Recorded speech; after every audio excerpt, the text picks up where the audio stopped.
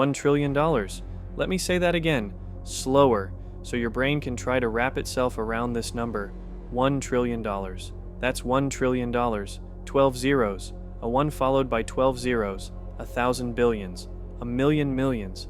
If you earned $50,000 a year, which is roughly the median household income in the United States, it would take you 20 million years to earn $1 trillion. That's longer than humans have existed as a species. That's longer than most mammal species survived before going extinct. If you spent $1 million every single day, it would take you 2,740 years to burn through $1 trillion. You'd have to start spending during the Bronze Age and keep going until now. 1 trillion seconds ago, it was 31,688 BC. Humans were still figuring out that pointy rocks made better weapons than round rocks. This number is so stupidly incomprehensibly large that our brains literally cannot process it properly. We're not wired for it. Evolution prepared us to understand 1 antelope, 2 antelopes, and holy crap, that's a lot of antelopes run. It did not prepare us for 1 trillion of anything, and yet this amount of money exists in the real world. Countries have trillion-dollar economies. Companies approach trillion-dollar valuations. The US government casually throws around trillion-dollar spending bills like they're ordering pizza. So let's do something fun. Let's figure out what you, yes, you specifically, could do if you suddenly had $1 trillion dropped into your bank account. Not what you should do, not what would be economically responsible, but what you could do. Because when you have $1 trillion, the word impossible becomes more of a suggestion. Let's start small and work our way up to absolutely ridiculous. Chapter 1. The boring but mind-blowing basics. Okay, first things first. You've got $1 trillion. Let's do some basic math that will make your head hurt. Luxury items. Want a nice house? The most expensive house ever sold was a French villa called Les Cèdres that went for $413 million. You could buy it. Then you could buy 2,421 more houses just like it. You could own a $400 million mansion in every single US state and still have hundreds left over. Actually, let's think bigger. The entire US housing market is worth about $47 trillion. You could buy 2.1% of every house in America. That's roughly 2.8 million homes. You could literally buy every house in Los Angeles, Chicago, Houston, Phoenix, Philadelphia, and San Antonio combined, and still have change left over. Want a yacht? Roman Abramovich's yacht, Eclipse, cost $1.5 billion. You could buy 666 of them. You could create a fleet of super yachts so large it would qualify as a small navy. You could probably invade a small island nation with 666 super yachts. I'm not going to lie. Cars? A Bugatti La Voiture Noire costs $18.7 million. You could buy 53,475 of them. You could give one to every single person in Greenland and still have thousands left over. Private jets? A Gulfstream G650 costs about $70 million. You could buy 14,285 of them. That's more private jets than currently exist in the entire world. You could create traffic jams in the sky. But honestly, this is thinking too small. Buying stuff is boring. Let's talk about what you could actually do with $1 trillion. Chapter 2. Solving actual problems, like a boring, responsible person. I know. This section isn't as fun as buy every yacht ever made, but stick with me because the numbers are actually insane. Ending homelessness in America. The US has about 580,000 homeless people on any given night. Building adequate housing and providing services to end homelessness would cost an estimated $20 billion. You could do that 50 times over. You could end homelessness in the United States, Canada, the UK, France, Germany, and Australia, and still have over $900 billion left. You'd be the person who just solved homelessness in the developed world, casually, as a side project. World hunger. The UN estimates it would cost about $40 billion per year to end world hunger. Your $1 trillion could fund that for 25 years, a quarter century of nobody starving to death on planet Earth, funded by your money. Clean water. About 2 billion people lack access to clean drinking water. The cost to solve this globally? Roughly $28 billion per year for infrastructure and maintenance. You could fund that for 35 years. Malaria. Malaria kills about 400,000 people per year. mostly children in Africa. The cost to effectively eliminate malaria as a major disease? About $6 billion per year for a comprehensive program. You could fund that for 166 years. Malaria would become a historical footnote like smallpox. Let's add this up. End homelessness in major developed countries, $100 billion. End world hunger for 10 years, $400 billion. Provide clean water globally for 10 years, $280 billion. Eliminate malaria for 20 years, $120 billion. Total, $900 billion. You'd still have $100 billion left over for whatever stupid thing you wanted to do.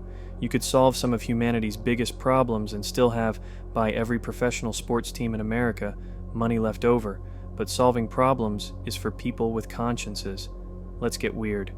Chapter 3. Buying things that aren't for sale, but everything's for sale. With $1 trillion, you can make offers that sound like jokes, but are actually feasible. Buying companies. Apple's market cap fluctuates around $3 trillion. You couldn't buy it outright, but you could buy a third of Apple. You'd be the largest shareholder in the world's most valuable company. Tim Cook would have to take your calls, but why buy a third of one company when you could buy all of several companies? Disney, approximately $180 billion. Netflix, approximately $180 billion. Nike, approximately $170 billion. Starbucks, approximately $110 billion. Sony, approximately $110 billion total, $750 billion. You could own Disney, Netflix, Nike, Starbucks, and Sony outright and still have $250 billion to play with. You'd control Mickey Mouse, Stranger Things, every NBA jersey, pumpkin spice lattes, and PlayStation.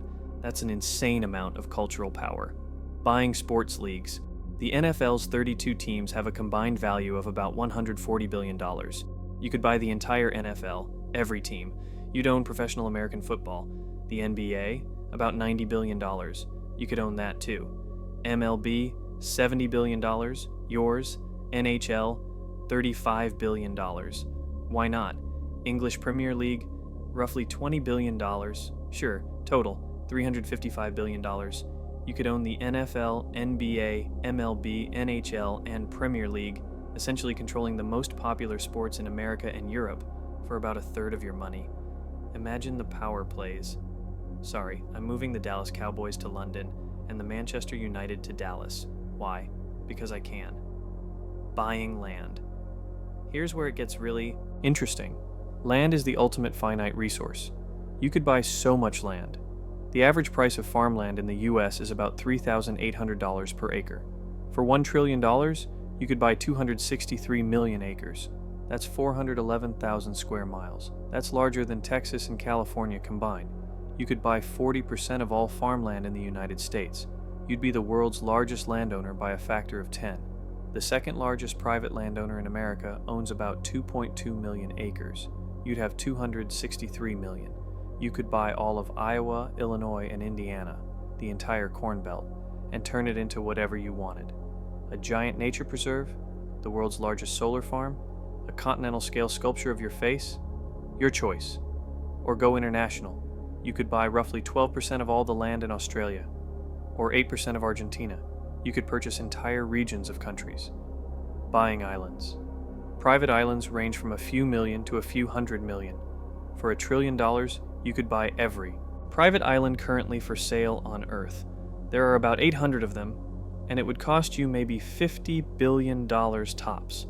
Then you could create new islands. Dubai created the Palm Islands for about $12 billion. You could build 80 artificial island chains. You could create an entire artificial archipelago nation in international waters. Call it Trillionia. Population, whoever you invite. Laws, whatever you decide.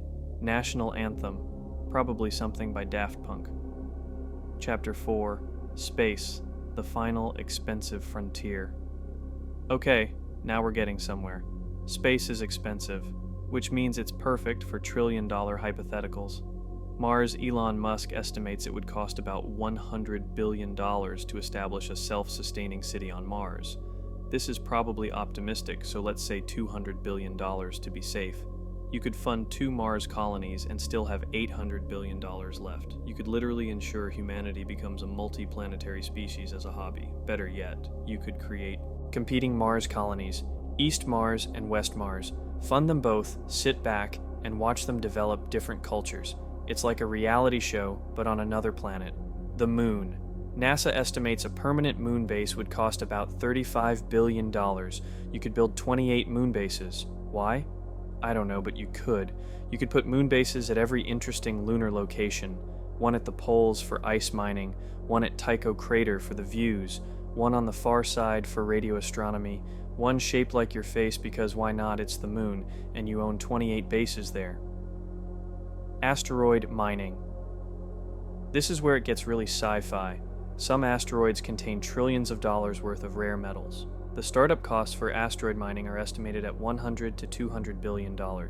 You could fund multiple asteroid mining companies, creating competition to figure out the best methods. Within a couple decades, you might crash the platinum market by bringing back so much of it that platinum becomes cheaper than aluminum. Sorry, global economy. I accidentally made rare earth minerals not rare anymore. My bad. Space tourism. A SpaceX Starship is estimated to cost about $2 billion to build. For $100 billion, you could build 50 starships, then spend another $100 billion on launch infrastructure and operations. You could create a space tourism company so large that going to orbit becomes as common as international flights. $1,000 tickets to space? Why not? You've got 50 ships running constantly. Within a decade, you'd have millions of people who'd been to space, completely changing humanity's relationship with the cosmos. All because you had too much money and thought it would be cool. A space elevator. This is the holy grail of space infrastructure. A space elevator would cost an estimated $20 to $40 billion to build with current technology. We're being optimistic here. It might not even be possible yet. But let's say you throw $100 billion at the problem. You could hire every aerospace engineer on Earth, fund unlimited R&D, and brute force the materials science required to make it work. A space elevator would reduce the cost of getting to orbit by 99%. You'd fundamentally change space access forever. Your investment would pay off by making you the owner of the only elevator to space. Every satellite, every space station component, every Mars mission, they all go through your elevator. You'd be the gatekeeper to the solar system. That's a pretty good investment. Chapter 5. Mega projects that would change the world. Let's think really big. Continent reshaping, civilization altering big. The Sahara Forest Project. There are plans to reforest parts of the Sahara Desert using desalination and solar power. The cost? About $2 billion per year for 50 years to reforest a significant portion. You could fund it for $100 billion and turn a huge chunk of the world's largest desert into forest. This would capture billions of tons of CO2, change regional weather patterns, create millions of acres of new farmland, probably alter global climate. You'd be the person who made the Sahara green again. Ancient Romans would be so jealous. Transcontinental Hyperloop. A Hyperloop system across the US, New York to Los Angeles in 3 hours, would cost an estimated $100 billion. You could build it, then build one across Europe, and one across China, and one in South America.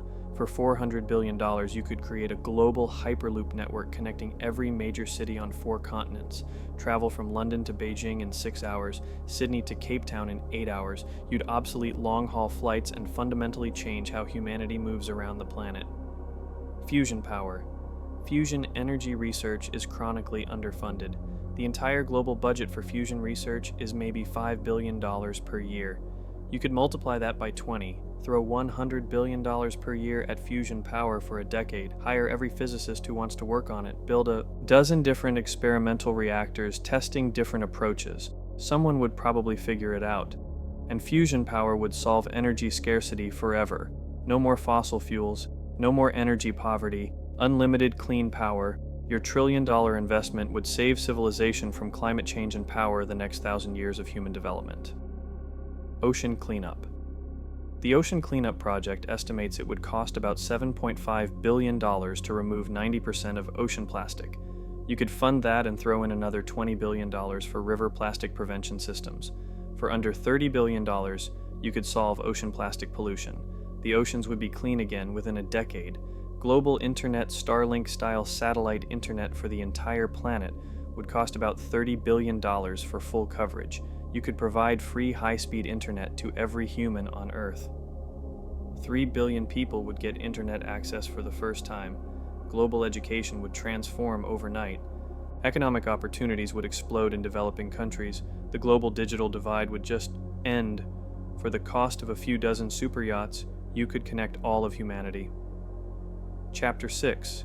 Building your own country, literally.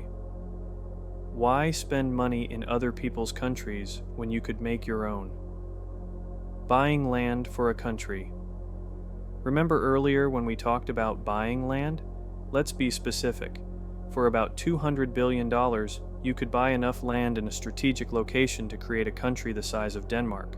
Let's say you buy a massive tract in Nevada, or northern Canada, or the Australian outback. Step 1. Buy the land. Step 2. Negotiate with the host country for special autonomous zone status. This would cost a lot in diplomatic effort and probably some profit-sharing agreements. Step 3. Build infrastructure. Infrastructure for a country. Building a country from scratch is expensive but doable. Roads, highways, bridges, $50 billion, power grid. Let's go. All renewable. $30 billion. Water and sewage systems, $20 billion. Hospitals and schools, $40 billion. Government buildings, $10 billion. Airport and seaport, $15 billion. Public transportation, $25 billion. Internet and telecom infrastructure, $10 billion. Total infrastructure, $200 billion, populating your country. Here's where it gets interesting. How do you get people to move to your brand new country? Offer them money. Lots of money. Let's say you want a population of 1 million people. You offer each person who moves there $100,000 signing bonus, free housing for 10 years, free healthcare and education, zero income tax for 20 years. The housing would cost you maybe $200 billion for 1 million decent homes. The signing bonuses are $100 billion. Let's throw in another $100 billion for the healthcare and education infrastructure. Total to populate $400 billion running your country. You'd need to fund government operations until the economy becomes self-sustaining. Let's budget $20 billion per year for 10 years, $200 billion. Grand total, $1 trillion. You could create an entirely new country with 1 million citizens, world-class infrastructure, free healthcare and education, zero income tax, 100% renewable energy, whatever weird laws you want. Welcome to Trillionia, where we use the metric system. Everyone gets a free bicycle, and cryptocurrency is the official currency because the founder thought it would be funny. Your country would immediately become one of the richest per capita on Earth. You'd attract the best talent globally. Within a generation, you might have created the next Singapore or Dubai, except you own it. Chapter 7. The absolutely ridiculous category. Okay, we've done practical. We've done world-changing. Now let's get stupid. Gold toilets for everyone. A solid gold toilet costs about $5 million. Yes, really, they exist. The US has about 140 million housing units. For $700 billion, you could install a solid gold toilet in every home in America. Why? Who cares? You have $1 trillion. The American dream is now sitting on a golden throne while you browse your phone. A pyramid bigger than Egypt's, the Great Pyramid of Giza, cost, adjusted for inflation and modern construction costs, about $5 billion to build. But you don't want to match it. You want to beat it. For $50 billion, you could build a pyramid twice as large as the Great Pyramid, put it in the Nevada desert, fill it with, I don't know, arcade games? A laser tag arena? The world's largest ball pit? Why'd you build that? I had $1 trillion and thought it would look cool from space. Fair enough. Buying every dog, there are about 900 million dogs on Earth. If you offered every dog owner $10,000 for their dog, you'd need $9 trillion. Okay, that doesn't work. But you could buy every dog in America. About 76 million dogs times $10,000 equals $760 billion. You'd own every dog in America, all of them. You'd be the dog emperor. What do you do with 76 million dogs? I don't know, but imagine the logistics. The feeding costs alone. Actually, this is a terrible idea. Never mind. Give the dogs back. A private military. The US military budget is about $800 billion per year. You could fund your own military at 50% of US capacity for 2 years. In that time, you could buy 500 F-35 fighter jets, $80 billion, build 20 destroyers, $40 billion, buy 2,000 tanks, $20 billion, hire and train 500,000 soldiers, $100 billion per year, build bases and infrastructure, $60 billion. For $400 billion, you'd have a military force larger than all but 3 countries on Earth. What do you do with it? Honestly, this is entering supervillain territory, so maybe don't do this one. Fund every Kickstarter forever. Kickstarter has funded about 250,000 projects with a total of $7.5 billion over its entire existence. You could pledge to fully fund every single Kickstarter project that gets created for the next 130 years. Every crazy invention, every weird art project, every indie video game, automatically funded. You'd unleash a tidal wave of human creativity. Sure, 90% of it would be garbage, but the other 10% would be amazing, and you'd be personally responsible for thousands of innovations and cultural works that would never have existed otherwise. Chapter 8: Entertainment and Media Domination. Let's talk about controlling what people watch, listen to, and obsess over, because with $1 trillion, you could literally shape global culture. Making the most expensive movie ever. The most expensive movie ever made was Pirates of the Caribbean on Stranger Tides at $379 million. That's cute. You could make a movie with a $50 billion budget. Let me put that in perspective. You could hire every A-list actor in Hollywood, pay them $100 million each, and still have tens of billions left for production. What would a $50 billion movie look like? Actually film on location on Mars, $10 billion for the mission. Build full-scale replicas of entire cities, $5 billion. Create the most advanced CGI ever conceived, $10 billion in R&D and rendering. Hire an orchestra of 10,000 musicians for the score, $100 million. A marketing budget that puts an ad on literally every surface on Earth, $15 billion. The movie would probably be terrible because throwing money at art doesn't make it good, but it would be the most watched terrible movie in history. You'd recoup maybe $5 billion at the box office, losing $45 billion. But you know what? You have $1 trillion.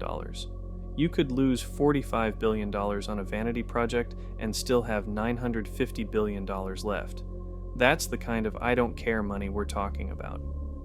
Starting your own streaming service. Netflix spent about $17 billion on content in 2023. You could outspend them 10-1 for 5 years straight. $850 billion content budget over 5 years. That's $170 billion per year. You could produce 1,000 high-budget TV series simultaneously, make 500 major films per year, license every piece of existing content ever made, hire every talented creator on Earth, offer it all for free to consumers. Within a year, you'd have 2 billion subscribers because it's free. You'd destroy Netflix, Disney+, HBO, and everyone else. You'd have a monopoly on streaming entertainment. Then, once everyone is hooked and all competitors are dead, you start charging $5 per month. With 2 billion subscribers, that's $10 billion per month, $120 billion per year. You'd recoup your investment in about 7 years and then print money forever. Congratulations, you're the emperor of entertainment. Buying every music catalog. Music catalogs are expensive. Bob Dylan sold his for $300 million. Bruce Springsteen's went for $500 million. Taylor Swift's is probably worth $1 billion plus, but there are only so many legendary artists. For $100 billion, you could probably buy the catalogs of the Beatles, the Rolling Stones, Led Zeppelin, Pink Floyd, Queen, Michael Jackson, Madonna, Prince, every major hip-hop artist, every major country artist, basically everyone you'd own the majority of popular music ever recorded. Every time someone streams Hey Jude or Bohemian Rhapsody, you get paid. Better yet, you could make it all free. Just release everything into the public domain. Here, world, have all the music. It's free now. You're welcome. The music industry would collapse, artists would hate you, but billions of people would love you. You'd be the person who freed music. Creating the ultimate video game. The most expensive video game ever made cost about $500 million, including marketing. You could spend $20 billion on a single game, hire 10,000 developers for 5 years, build the most detailed open-world game ever conceived, every building enterable, every NPC with unique AI and personality, a world the size of Earth with procedural generation so advanced it feels handcrafted, full Hollywood voice acting for 100,000 characters, motion capture for every animation, a story written by the best writers money can buy, graphics so realistic they're indistinguishable from reality.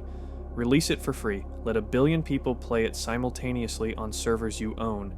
It would be the most played game in history. You'd lose $20 billion. You'd also create something that defines a generation's cultural experience. Worth it? Probably not financially, but culturally, you'd be immortal. Funding independent journalism forever. The entire U.S. newspaper industry has annual revenue of about $25 billion. It's dying because advertising is disappearing. You could fund it. Just pay for journalism to exist. Create a $100 billion endowment. At 5% returns, that's $5 billion per year forever. Use it to fund every local newspaper in America. Pay investigative journalists to do deep dives. Support foreign correspondents. Fact-check everything. Make it all free for readers. Democracy needs good journalism. Journalism needs money. You have money. Problem solved. You'd be hated by every corrupt politician and loved by everyone who values truth. The Pulitzer Prize would probably be renamed after you. Chapter 9. Science and Research. Let's get nerdy. What if you used your $1 trillion to actually advance human knowledge? Curing cancer. The National Cancer Institute budget is about $7 billion per year. That's not enough. You could multiply that by 20. Create a $140 billion fund and spend $7 billion per year for 20 years on cancer research. Build 100 new research facilities globally. Hire every oncologist who wants to do research. Fund every promising experimental treatment. Run massive clinical trials simultaneously. Sequence millions of tumor genomes. Develop personalized treatments for every cancer type. Would this cure cancer? Cancer isn't one disease. It's hundreds, so probably not all of them, but you'd cure some of them, maybe many of them. Within 20 years, cancer might go from a death sentence to a manageable chronic condition for most types. You'd save millions of lives per year. Alzheimer's research. Alzheimer's research is criminally underfunded given how many people it affects. Current global funding is maybe $3 billion per year. Throw $50 billion at it over 10 years. Fund every research approach simultaneously. Amyloid hypothesis, tau protein research, inflammation theories, vascular approaches, genetic factors. One of them will probably work, and dementia causes unimaginable suffering for patients and families. Curing it would be one of the greatest achievements in medical history. Antibiotic resistance. This is the crisis nobody's talking about. Antibiotic resistance could kill 10 million people per year by 2050. It's an existential threat. Pharmaceutical companies won't fund new antibiotic development because it's not profitable. Antibiotics are cheap and used for short periods, unlike chronic disease medications. You could fix this. Create a $50 billion fund for antibiotic research. Guarantee profits for any company that develops new antibiotics. Fund academic research. Create new testing protocols to speed up approval. Stockpile new antibiotics for emergencies. You'd ensure humanity doesn't return to the pre-antibiotic era where a cut could kill you. Quantum computing. Quantum computing could revolutionize everything. Cryptography, drug discovery, climate modeling, artificial intelligence, financial modeling. Current global investment is maybe $5 billion per year. You could 10 times that. Spend $100 billion over 10 years. Build a dozen different quantum computers testing different approaches. Hire every quantum physicist. Develop quantum algorithms. Create quantum programming languages. Build the infrastructure for quantum internet. Whoever gets quantum computing. Working first essentially wins the future. It might as well be you. Brain-computer interfaces. Neuralink has raised less than $1 billion. You could spend $50 billion on brain-computer interface research. In 10 to 20 years, you might have cure for paralysis, cure for blindness, cure for deafness, treatment for depression and PTSD, memory enhancement, direct brain-to-brain communication. You'd be the person who merged humans with machines and created the next stage of human evolution. Definitely some ethical concerns there, but also really cool. Longevity research. This is the big one. What if you could extend human lifespan? Current longevity research funding is maybe $1 billion per year globally. It's a joke given the potential payoff. You could spend $200 billion over 20 years on comprehensive aging research, cellular senescence, telomere extension, mitochondrial function, genetic factors, caloric restriction, mimetics, stem cell therapies, even a modest success, extending healthy human lifespan by 20 to 30 years, would be the greatest medical achievement in history. Imagine, people routinely living to 110 to 120 in good health. You'd fundamentally change human civilization. Retirement would need to be rethought. Careers would span 80 years. Knowledge and experience would accumulate across longer lifespans, and you'd be the person who made it happen. Chapter 10. Environmental Mega Projects. Climate change is expensive to fix. Good thing you have $1 trillion. Carbon capture. Current carbon capture costs about $600 per ton of CO2. We need to remove about 10 billion tons per year to make a real dent. That's $6 trillion per year. Okay, that's too much even for you, but you could kickstart it. Spend $100 billion building carbon capture facilities. At current costs, you could remove about 167 million tons per year. That's not enough to solve climate change, but it's a start. And by building at scale, you drive down costs through technological improvement and economies of scale. Within 10 years, costs might drop to $100 per ton. Then other investors would pile in because it's becoming economically viable. You'd have catalyzed the carbon capture industry and potentially saved civilization from climate catastrophe. Renewable energy. Everywhere, solar panels cost about $3 per watt installed. A 1 gigawatt solar farm costs about $1 billion. For $300 billion, you could build 300 gigawatts of solar power. That's enough to power about 60 million American homes. Or go really big. Spend $500 billion on a mix of solar, wind, and battery storage. You could power the entire state of California with 100% renewable energy, give it away for free, destroy the fossil fuel industry in the process. Within 5 years, seeing your success, every other state would want the same thing. You'd have forced the entire US onto renewable energy through sheer economic pressure. Reforestation. Planting trees is cheap. A tree costs about 50 cents to plant in the developing world. For $50 billion, you could plant 100 billion trees. That's enough to reforest an area the size of the United States. These trees would sequester billions of tons of CO2, restore habitats, prevent erosion, create rainfall, support biodiversity. You'd be the person who reforested Earth. Every nature documentary for the next century would mention you. Ocean protection. Creating and enforcing massive marine protected areas costs money. For $30 billion, you could protect 10% of the world's oceans, fund patrol boats to stop illegal fishing, restore coral reefs, clean up ocean garbage patches, fund marine research. Within 20 years, fish stocks would recover, coral reefs would thrive, ocean ecosystems would heal, your great-grandchildren would learn in school about how you saved the oceans. The Great Green Wall. There's a project to plant a wall of trees across Africa, from Senegal to Djibouti, to stop the Sahara Desert from expanding. Current funding may be $2 billion total. You could fully fund it. $50 billion over 20 years. An 8,000-kilometer wall of trees across Africa. It would stop desertification, create millions of jobs, sequester massive amounts of carbon, transform the climate of the Sahel region, potentially trigger feedback loops that increase rainfall. You'd literally change the map of Africa. Geography textbooks would need to be rewritten. Chapter 11. Education and Knowledge. What if you used your trillion to make humanity smarter? Free college for everyone. The total student debt in America is about $1.7 trillion. You can't quite pay it all off, but you could pay off $1 trillion of it. That would free 45 million Americans from student debt. Overnight, you'd inject massive amounts of money into the economy as people who were paying $300 to $500 per month in student loans suddenly have that money to spend. The economy would boom. You'd be the most popular person in America among anyone under 40. Alternatively, use that $1 trillion to fund scholarships. At $50,000 per degree, you could pay for 20 million people to go to college. Building schools. In developing countries, building a school costs about $50,000.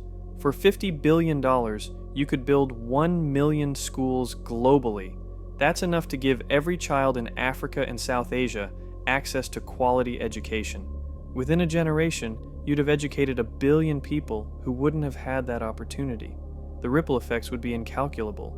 Some of those kids would become doctors, engineers, scientists, entrepreneurs. They'd solve problems, create innovations, start businesses. Your $50 billion investment would pay off in ways that can't be measured in money. Digitizing all knowledge. There are about 130 million books ever published. Many are out of print and deteriorating. For $10 billion, you could scan every book ever published, digitize every academic journal, preserve every historical document, create a truly universal digital library, make it all free and searchable, humanity's entire written knowledge, accessible to anyone with an internet connection. Students in rural Africa could access the same information as Harvard students. You'd democratize knowledge itself. Funding teachers. There are about 7 million teachers in America, and they're criminally underpaid. For $100 billion, you could give every teacher in America a $15,000 annual bonus for 10 years. Teaching would suddenly become a well-paid profession. The best and brightest would become teachers instead of investment bankers. Within a generation, you'd have transformed American education and raised the intelligence of the entire country. Space education. Build 1,000 planetariums in underserved communities. Cost about $5 billion. Millions of kids would see the stars, learn about space, get inspired to become scientists and engineers. Some of those kids would grow up to work at NASA, SpaceX, or your Mars colony project. Chapter 12. Personal indulgence. The fun stuff. Okay, we've saved the world enough. Let's talk about stupid, selfish, awesome things you could do just because. Your own theme park Disney World cost about $400 million to build in 1971. Adjusted for inflation and modern costs, rebuilding it would cost about $5 billion. You could build 20 Disney Worlds, but why copy when you can innovate? Spend $50 billion building the most insane theme park ever conceived, bigger than Rhode Island, rides designed by aerospace engineers, a real mountain with ski slopes and a roller coaster through it, underwater sections with real sharks, a section in zero G because you're rich enough to build a rotating centrifuge that creates zero gravity, animatronics indistinguishable from real people, live shows with $100 million budgets, charge $50 admission, operate at a massive loss. You don't care. You just wanted the world's coolest playground, and now it exists. A private island chain. Buy 50 private islands across the Caribbean and Pacific.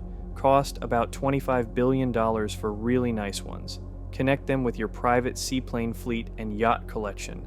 Make each island themed. Party Island, Meditation Island, Adventure Island, Science Island with research facilities, Historical Island, reconstructed ancient buildings, Future Island, all the latest technology. Invite your friends. Rotate between islands based on your mood. You're essentially a modern pharaoh with a tropical empire. The ultimate house forget mansions. Build a house so excessive it becomes a landmark. $10 billion for 1 million square foot main residence, underground levels with car museum, 500 car capacity, bowling alley, movie theater, nightclub, Olympic pool, rooftop helipad, and small airport. Full-size replica of the Sistine Chapel, because why not? Aquarium hallways, a room made entirely of gold. Your own power plant, quantum encrypted internet, staff of 1,000 people. Could you ever use all that space? No. Do you need any of this? Absolutely not. Would it be awesome? Unquestionably, yes.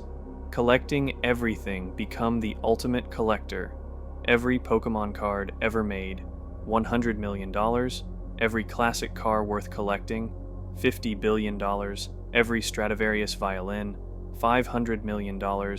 Every significant historical artifact you can legally buy, $20 billion. The world's largest private art collection, $100 billion. You'd own museums worth of stuff. Build your own museum to house it all, $5 billion. Open it to the public for free. You're rich enough to be generous. Funding your hobbies infinitely, like photography, buy $10 billion worth of camera equipment. You could own every lens ever made and still have money left over.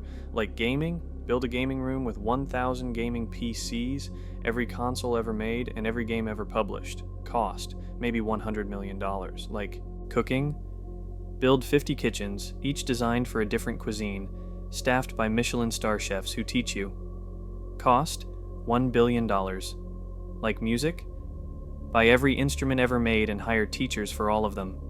Cost, $500 million. The point is, at $1 trillion, expensive hobbies becomes a meaningless concept. Chapter 13. Trolling on an epic scale. Sometimes money is best spent on jokes that cost more than most countries' GDP. Buying Times Square. The real estate in Times Square is worth maybe $50 billion.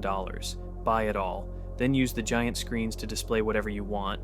Memes, your face, a live count of how much money you still have, messages to your friends, really expensive inside jokes.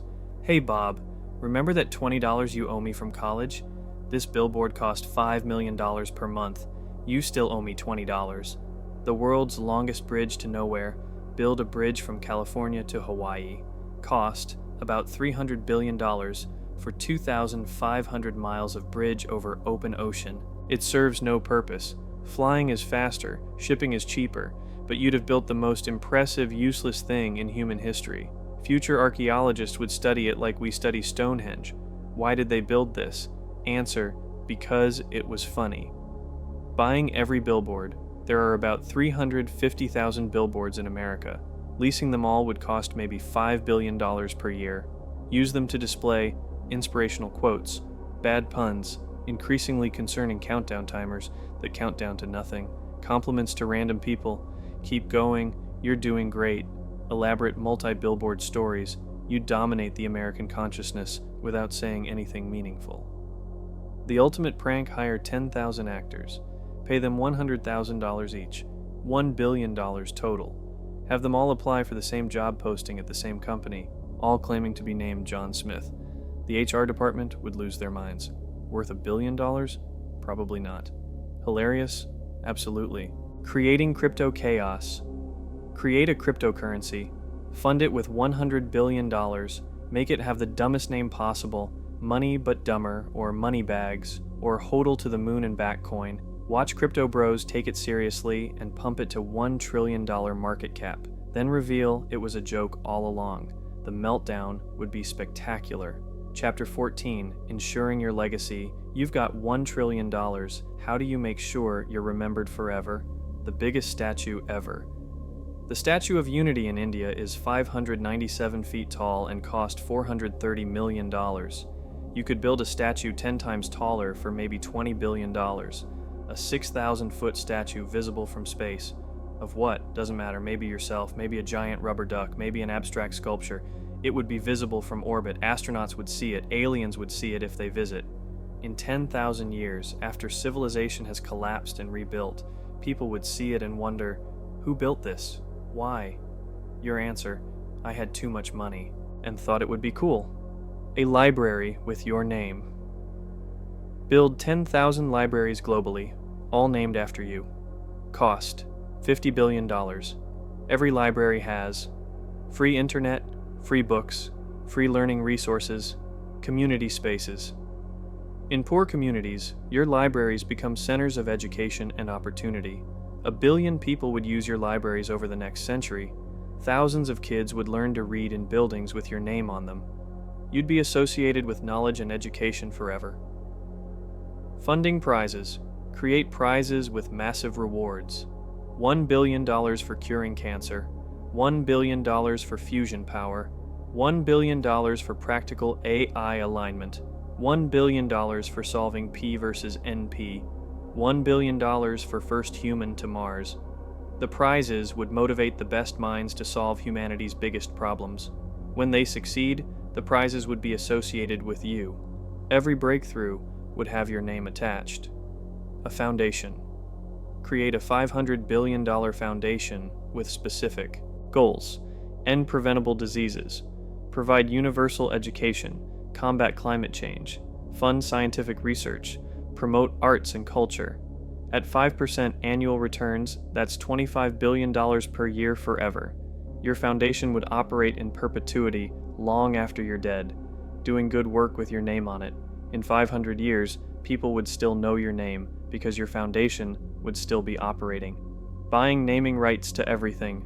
Stadium naming rights, $10 billion to name 100 stadiums. Hospital wings, $5 billion. University buildings, $10 billion. Scholarships, $20 billion funding scholarships in your name. Species naming rights. Pay biologists to name newly discovered species after you. Your name would be everywhere. On buildings, in textbooks, in scientific literature, you'd be inescapable. Chapter 15. The Realistic Constraints. Okay, we've had fun, but let's be real. If you actually had $1 trillion, you'd face some serious problems. Liquidity. Issues. $1 trillion doesn't sit in a checking account.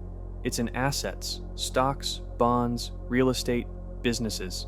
If you tried to sell $1 trillion worth of stock, you'd crash the market. The act of selling would destroy value.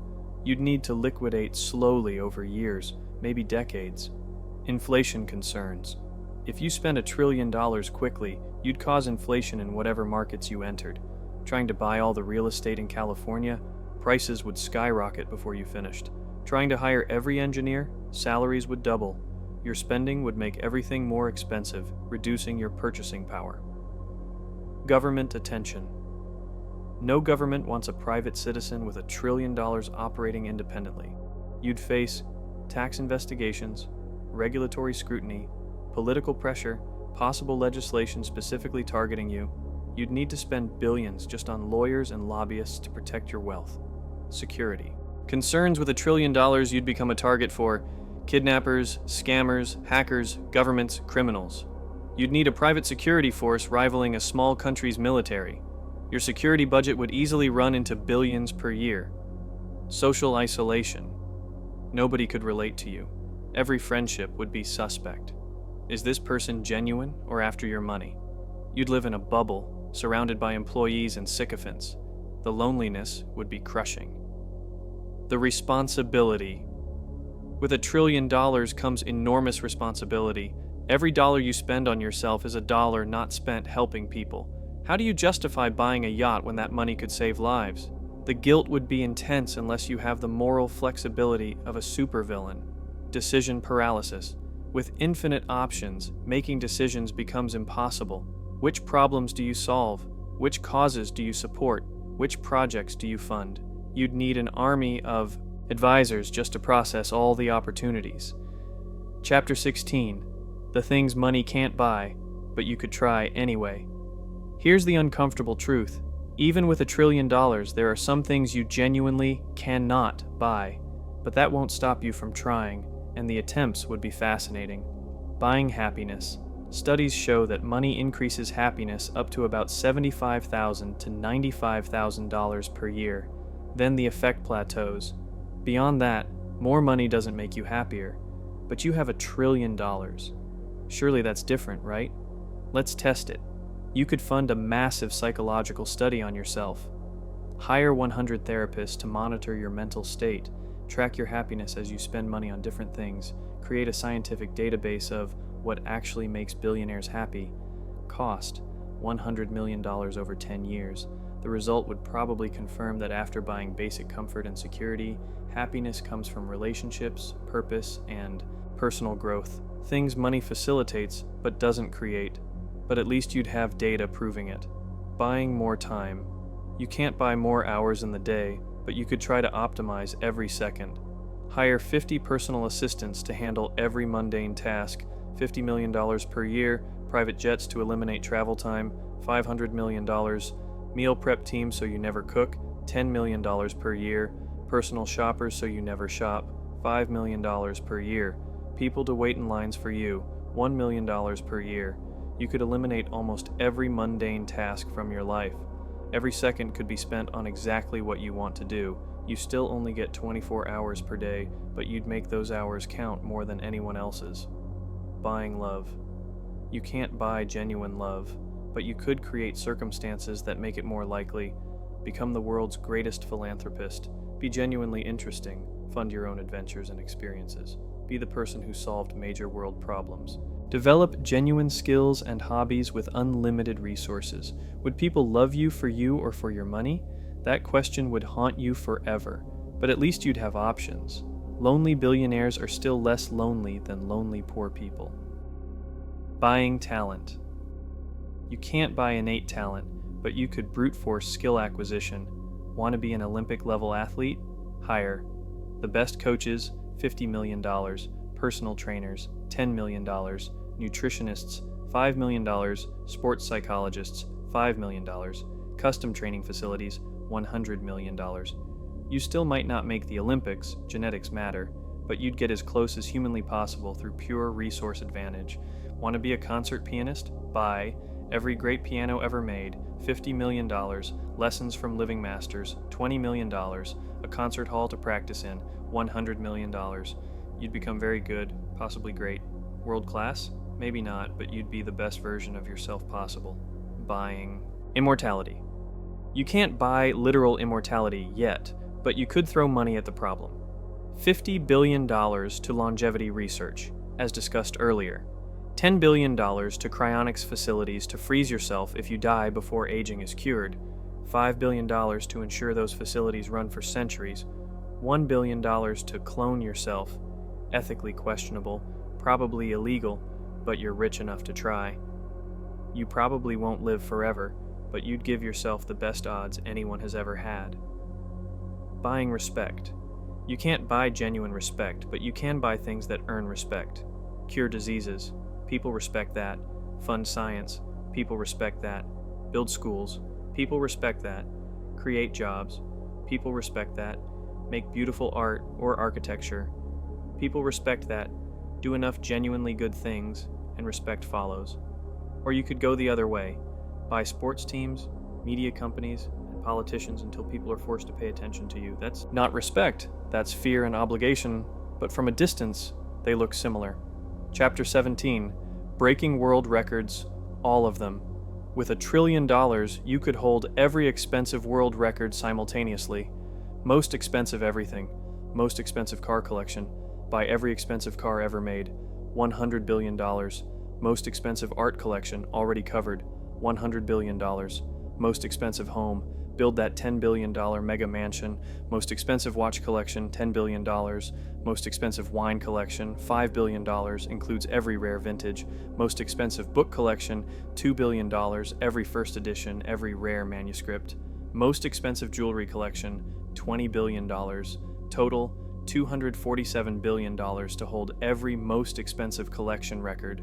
Largest everything. Largest private land ownership, 263 million acres as discussed, $200 billion. Largest yacht, build one twice the size of current record holder, $2 billion. Largest private plane, convert an A380 into a flying palace, $500 million. Largest swimming pool, build a mile-long pool, $100 million. Largest private zoo, better than any public zoo, $5 billion. Largest library, 100 million books, $20 billion. You'd be in the Guinness Book of World Records so many times they'd need a separate section just for you. Speed records. Want to go fast? Money helps. Fund a Hyperloop research team to break land speed records. $10 billion. Build the fastest boat ever. $500 million. Build the fastest plane. That isn't military. $2 billion. Be the first private citizen to break the sound barrier in a car, $100 million. You wouldn't hold all these records personally, you'd hire drivers/pilots, but they'd be your records. Charity records, largest single donation.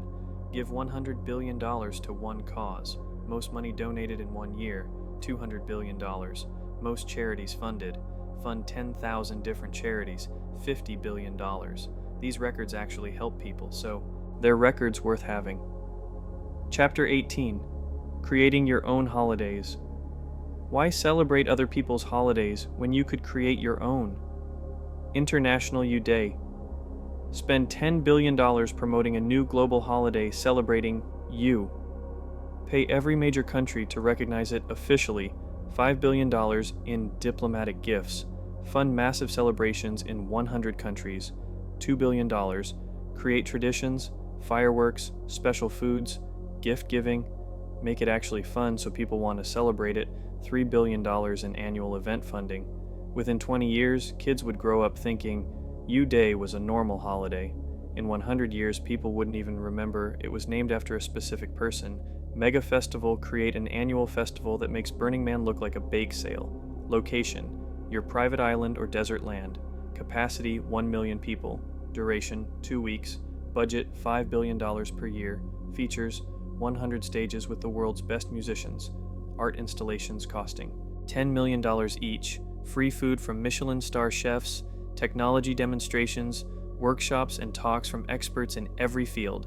The most elaborate fireworks show ever conceived. Make it free to attend. Just cover the cost yourself. It becomes the cultural event of the year. Anyone attends. You've created culture from nothing through sheer financial will. Chapter 19. The Ultimate Challenge. Spending it all in 1 year.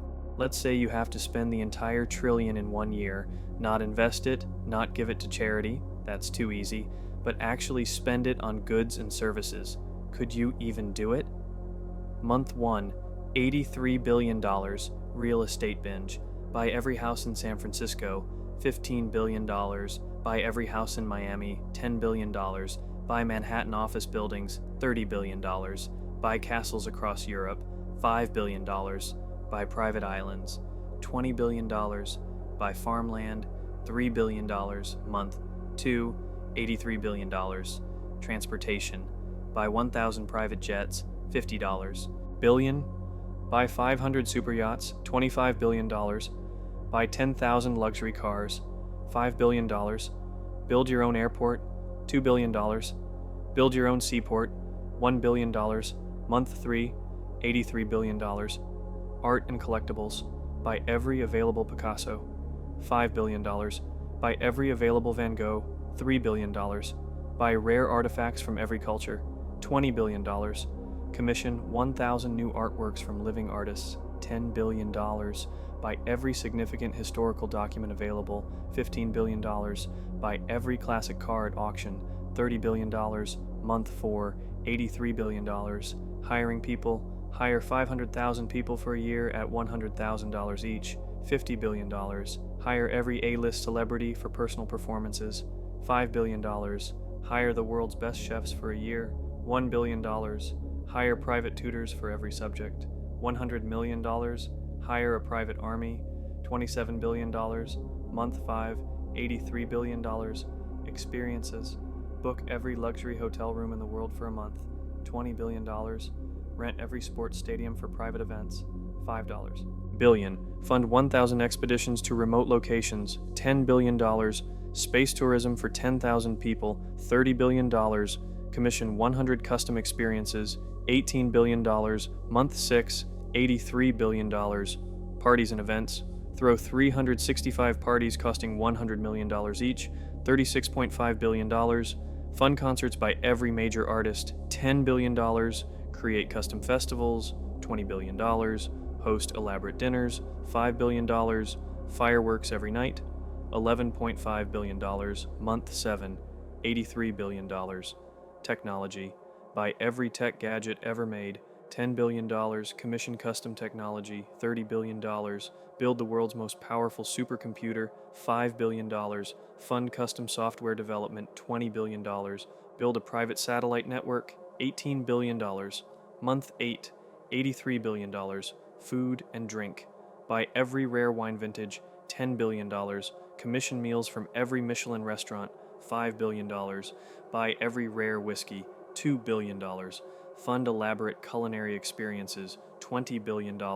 Buy agricultural products in bulk, $46 billion. Month 9, $83 billion. Custom manufacturing. Commission custom jewelry, $30 billion. Custom furniture for all your properties, $10 billion. Custom clothing from every designer, $5 billion. Custom everything else, $38 billion. Month, 10, $83 billion. Entertainment, fund 100 movies, $20 billion. Fund 500 TV shows, $30 billion. Fund 10,000 albums, $10 billion. Commission books, $1 billion. Video games, $5 billion. Live entertainment, $17 billion. Month 11, $83 billion. Gifts, give $10,000 to 5 million people, $50 billion. Elaborate gifts for friends and family, $10 billion. Random acts of generosity, $23 billion. Month 12, $83 billion. Last minute panic spending, buy advertising everywhere, $30 billion. Overpay for everything, $20 billion. Buy out entire stores, $10 billion. Commission ridiculous custom projects, $23 billion. Total, $996 billion. You'd still have $4 billion left over because it's actually hard to spend $1 trillion. Dollars in a year, even when trying. The remaining $4 billion you'd have to spend in the last week. Tip service workers $1 billion, change lives randomly. Buy every unsold luxury item globally, $1 billion. Overpay for everyday items by 1,000 times, $1 billion. Make it rain cash in major cities, $1 billion. Congratulations, you've spent $1 trillion in 1 year. The economy is completely distorted. Inflation is rampant. You own an absurd amount of stuff you can't possibly use. You've employed hundreds of thousands of people. You've created chaos, but you did it. Chapter 20. The philosophical question. After all this, we're left with one big question. Should anyone have $1 trillion? The argument for. Individuals can sometimes deploy capital more efficiently than governments. Philanthropists have solved problems governments couldn't. Innovation often comes from individuals with resources and vision. Freedom includes the right to accumulate wealth. The wealth often exists on paper, stock value, rather than being liquid. The argument against no one earns $1 trillion. It requires labor from thousands/millions. Extreme wealth concentration reduces economic mobility. Democratic society suffers when individuals have nation-state levels of power. The same money could solve humanitarian crises. Psychological research suggests extreme wealth doesn't increase well-being. The reality, whether it's right or wrong, trillion-dollar wealth exists or will soon exist. What matters is what gets done with it. You could hoard it and die the richest corpse, waste it on vanity and excess, use it to solve problems and advance humanity. Some combination of all three. The choice defines the person. History remembers Carnegie for libraries, Rockefeller for medical research, Nobel for his prize. It also remembers robber barons who exploited workers and lived in excess. How you use extreme wealth determines your legacy. Chapter 8. Entertainment and Media Domination.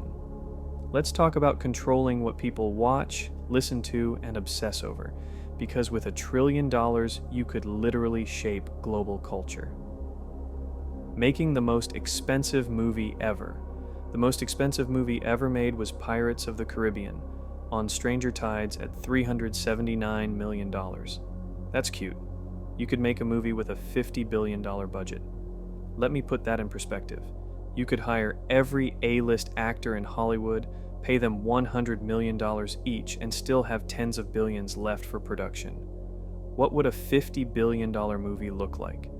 Actually film on location on Mars, $10 billion for the mission, build full-scale replicas of entire cities, $5 billion, create the most advanced CGI ever conceived, $10 billion in R&D and rendering, hire an orchestra of 10,000 musicians for the score, $100 million, a marketing budget that puts an ad on literally every surface on Earth, $15 billion, practical effects, so elaborate they require their own engineering team, $5 billion, a script written by every great screenwriter working simultaneously, $500 million, costume design that makes the Met Gala look like a thrift store, $2 billion. The movie would probably be terrible because throwing money at art doesn't make it good, but it would be the most watched terrible movie in history. You'd recoup maybe $5 billion at the box office, losing $45 billion. But you know what? You have $1 trillion. You could lose $45 billion on a vanity project and still have $955 billion left. That's the kind of I don't care money we're talking about. Actually, let's be honest, you'd probably make the money back eventually through merchandising, streaming rights, and the fact that everyone on Earth would watch it out of sheer curiosity. Starting your own streaming service, Netflix spent about $17 billion on content in 2023. You could outspend them 10 to 1 for 5 years straight, $850 billion. Content budget over 5 years, that's $170 billion per year. You could produce 1,000 high-budget TV series simultaneously, make 500 major films per year, license every piece of existing content ever made, hire every talented creator on Earth, offer it all for free to consumers, build custom streaming infrastructure better than anyone else's, $50 billion, develop AI recommendation systems that actually work, $10 billion, create interactive content where viewers control the story, $20 billion. Within a year, you'd have 2 billion subscribers, because it's free and has everything. You'd destroy Netflix, Disney+, HBO, Amazon Prime, and everyone else. You'd have a monopoly on streaming entertainment. Then, once everyone is hooked and all competitors are dead, you start charging $5 per month. With 2 billion subscribers, that's $10 billion per month, $120 billion per year. You'd recoup your investment in about 7 years and then print money forever. Congratulations, you're the emperor of entertainment. But here's the twist. You could just keep it free. Make entertainment a public good. Destroy the entire paid streaming industry. Every movie, every show, every documentary completely free for humanity. The entertainment industry would hate you. Billions of people would love you. You'd have fundamentally changed how culture is distributed, buying every music catalog. Music catalogs are expensive. Bob Dylan sold his for $300 million. Bruce Springsteen's went for $500 million. Taylor Swift's is probably worth $1 to $2 billion, but there are only so many legendary artists. For $100 billion, you could probably buy the catalogs of the Beatles, the Rolling Stones, Led Zeppelin, Pink Floyd, Queen, Michael Jackson, Madonna, Prince, Elvis Presley, every major hip-hop artist, every major country artist, every major pop star, jazz legends, classical compositions. Basically, everyone who matters, you'd own the majority of popular music ever recorded. Every time someone streams Hey Jude or Bohemian Rhapsody or Thriller, you get paid. The revenue would be about $10 billion per year. You'd make your money back in 10 years, then profit forever. Better yet, you could make it all free. Just release everything into the public domain. Here, world, have all the music. It's free now. You're welcome. The music industry would collapse overnight. Artists would hate you initially, but then you could offer them something better, a new system where artists get paid fairly from a fund you control. $50 billion per year to be distributed to musicians based on actual plays, not label politics. You'd destroy the old corrupt system and replace it with something better. Musicians would make more money. Listeners would pay nothing. Everyone wins except record label executives. Creating the ultimate video game. The most expensive video game ever made cost about $500 million, including marketing. You could spend $20 billion on a single game. Hire 10,000 developers for 5 years at $200,000 per year each, $10 billion. Build the most detailed open-world game ever conceived. Every building enterable with unique interiors. Every NPC with unique AI and personality, a world the size of Earth with procedural generation so advanced it feels handcrafted, full Hollywood voice acting for 100,000 characters, $2 billion, motion capture for every animation, $1 billion, a story with multiple paths written by the best writers money can buy, $500 million, graphics so realistic they're indistinguishable from reality, $3 billion in rendering technology, original orchestral score, $200 million, servers to support 100 million simultaneous players, $2 billion, release it for free. Let 1 billion people play it simultaneously on servers you own. It would be the most played game in history. You'd lose $20 billion. You'd also create something that defines a generation's cultural experience, then monetize it gently, cosmetic. Items only, no pay to win. Make $5 billion per year from people who want to customize their characters. You've created the greatest game ever made it accessible to everyone, and still turned a profit. Funding independent journalism forever. The entire U.S. newspaper industry has annual revenue of about $25 billion. It's dying because advertising is disappearing and nobody wants to pay for subscriptions. You could fund it. Just pay for journalism to exist. Create a $200 billion endowment. At 5% returns, that's $10 billion per year forever. Use it to fund every local newspaper in America, $2 billion per year. Pay investigative journalists to do deep dives, $2 billion per year. Support foreign correspondents in every country, $1 billion per year. Fact check everything, $1 billion per year. Make it all free for readers. Fund legal defenses against frivolous lawsuits, $500 million per year. Pay competitive salaries so the best journalists don't leave for PR, $2 billion per year. Develop new distribution technology, $500 million per year. Democracy needs good journalism. Journalism needs money. You have money. Problem solved.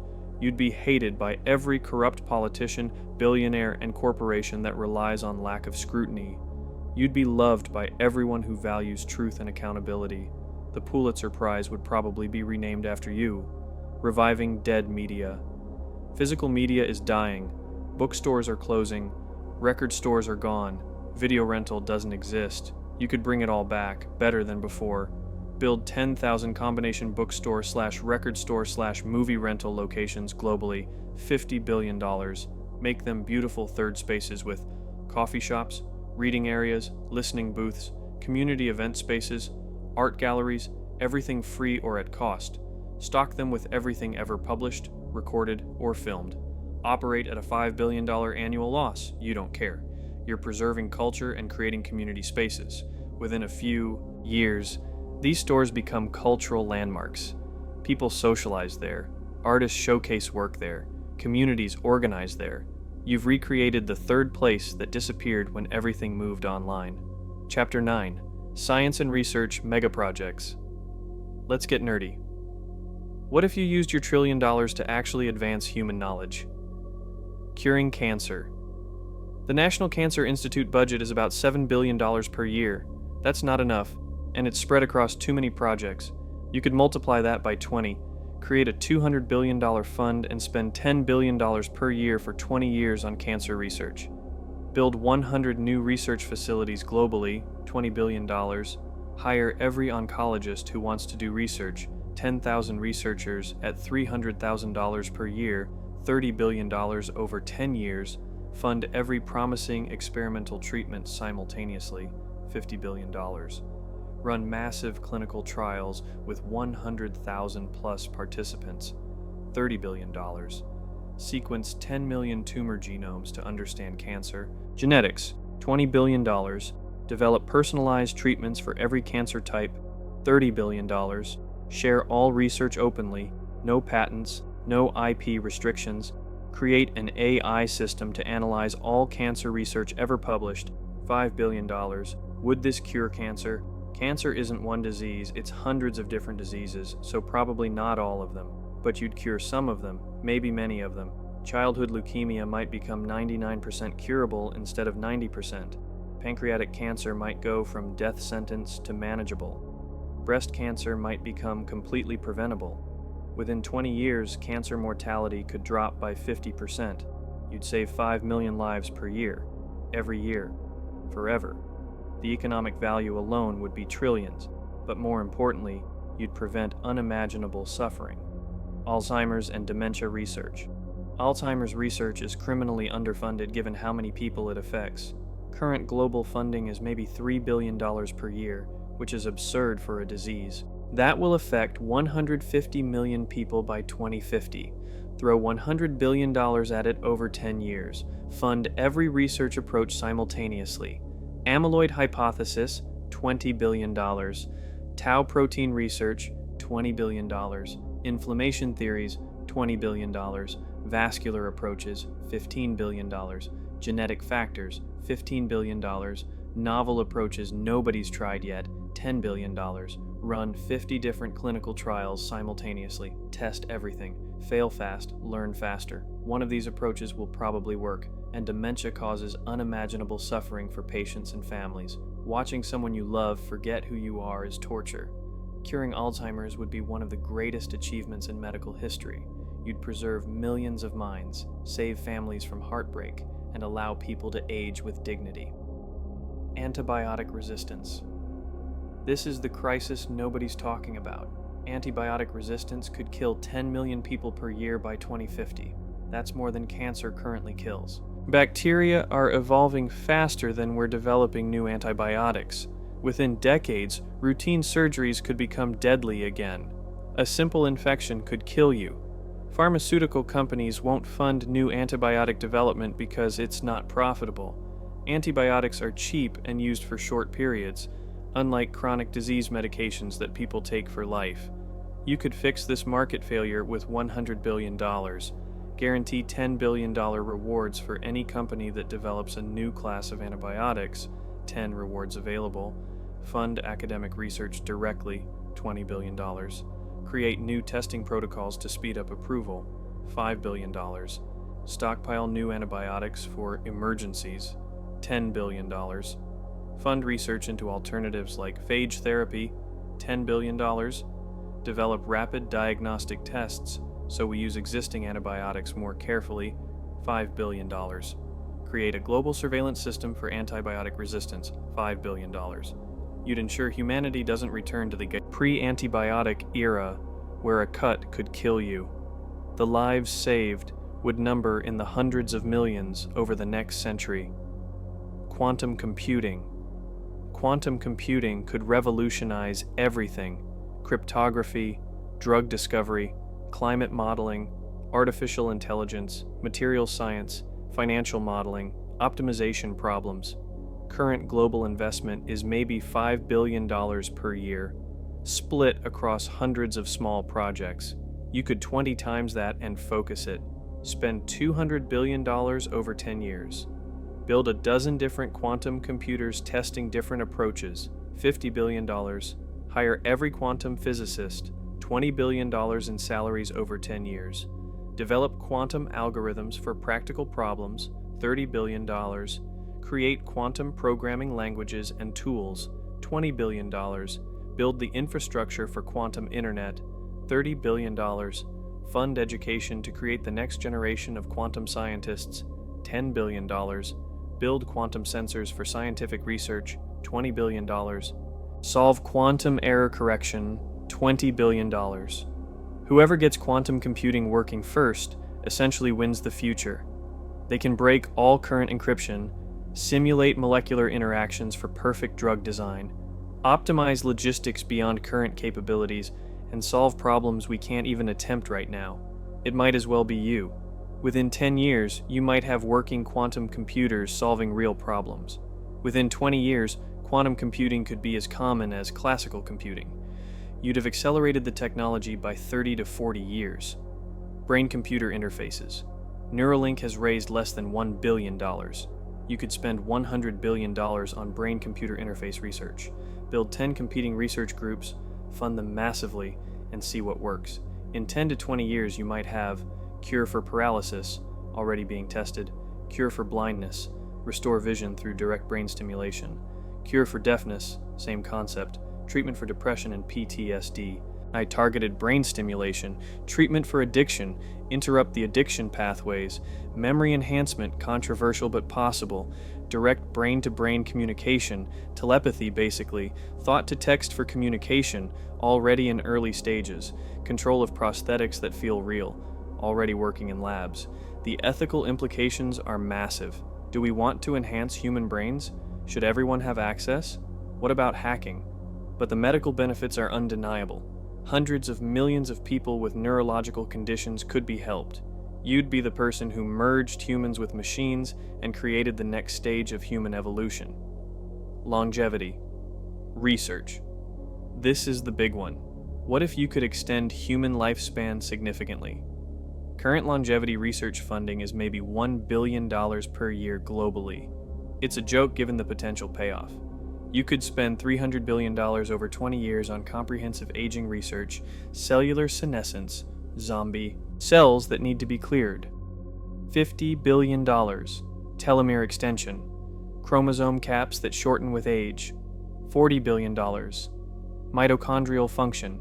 Cellular power plants decay with age. $40 billion. Genetic factors. Why do some people live to 110? $40 billion. Caloric restriction mimetics. Get the benefits without starving. $30 billion. Stem cell therapies. Replace damaged tissues. $40 billion. Epigenetic reprogramming. Reset the aging clock. $40 billion. Senolytics. Drugs that clear senescent cells. $20 billion. Even modest success, extending healthy human lifespan by 20 to 30 years, would be the greatest medical achievement in history. Imagine, people routinely living to 110 to 120 in good health. You'd fundamentally change human civilization. Retirement would need to be rethought. You can't retire at 65 and live another 55 years. Careers would span 80 plus years. People could have 3 or 4 complete careers. Knowledge and experience would accumulate across longer lifespans. Imagine scientists working on the same problem for 60 years. Family structures would change. You might know your great-great-grandchildren, and you'd be the person who made it happen. Fusion power. Fusion energy research is chronically underfunded. The entire global budget for fusion research is maybe $5 billion per year. This is insane. Fusion power would solve energy scarcity forever. It's clean, safe, and uses fuel, hydrogen from water, that's essentially unlimited. You could multiply fusion research funding by 40, spend $200 billion over 10 years, build a dozen different experimental reactors testing different approaches, $100 billion, fund competing teams to create innovation pressure, $30 billion, hire every physicist who wants to work on it, $20 billion, develop the materials that can withstand fusion conditions, $30 billion, create the AI systems to control fusion reactions, $10 billion, build the infrastructure to turn fusion power into grid, electricity, $10 billion. Someone would probably figure it out, and fusion power would eliminate energy scarcity, end fossil fuel dependence, prevent climate change, provide unlimited clean power, enable technologies we can't even imagine, like electric aircraft. Power, the colonization of space. Your $200 billion investment would save civilization from climate change and power the next 1,000 years of human development. The return on investment would be literally incalculable. Space elevator. This is science fiction becoming reality.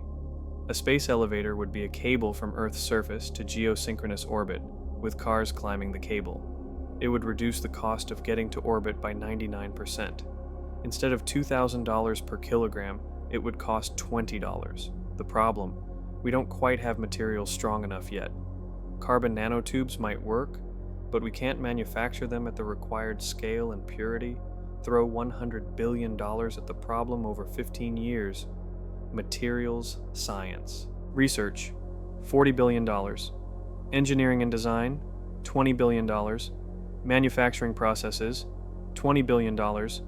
Building the actual elevator, $20 billion. You might fail. The materials might not be possible with current physics. But if you succeed, you'd own the only elevator to space. Every satellite, every space station component, every Mars mission supply run, they all go through your elevator. You'd charge $50 per kilogram instead of $2,000. You'd still make a fortune while making space access 40 times cheaper. Space colonization becomes economically viable. Mars colonies become realistic. Asteroid mining becomes profitable. Space manufacturing becomes possible. You'd be the gatekeeper to the solar system. That's a pretty good investment. Chapter 10. Fixing Earth's Problems. Let's talk about using your money to actually fix problems instead of just doing cool stuff. Climate change, the comprehensive approach. Climate change is expensive to fix, but you have $1 trillion. Let's actually solve it. Carbon capture, $150 billion. Current carbon capture costs about $600 per ton of CO2. We need to remove about 10 billion tons per year to make a real impact. That's $6 trillion per year. Too much even for you. But you could kickstart the industry. Spend $150 billion building carbon capture facilities. Direct air capture plants, $100 billion, capturing 167 million tons per year. Ocean carbon capture, $30 billion. Enhanced weathering, $20 billion. You're not solving climate change alone, but you're proving the technology works at scale, driving down costs through mass production, creating a market that others can enter within 10 years. Costs might drop to $100 per ton. Then it becomes economically viable for governments and other investors. Renewable energy, $200 billion. Solar farms, $100 billion, 100 gigawatts of capacity. Wind farms, $50 billion, 50 gigawatts. Battery storage, $50 billion. This is enough to power 30 million homes. With 100% renewable energy, pick a state, let's say Arizona, make it 100% renewable. Give away the power for free. Electricity bills in Arizona drop to zero. Every business, every home, free power.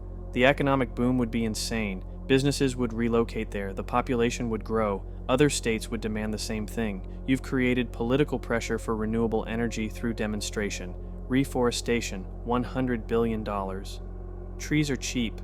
A tree costs about 50 cents to plant in developing countries, maybe $3 in developed countries. For $100 billion, you could plant 50 to 200 billion trees, depending on location.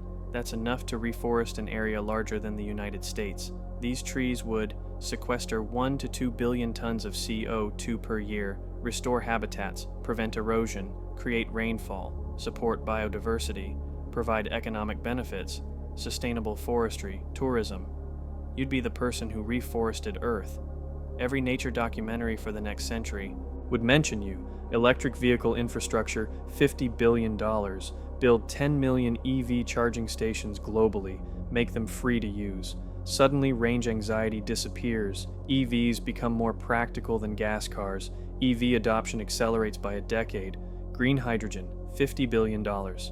Hydrogen made from renewable electricity could replace fossil fuels in shipping, aviation, and heavy industry. Build 100 green hydrogen plants, $50 billion. Make hydrogen cheap enough to compete with fossil fuels. You've solved the hard-to-decarbonize sectors.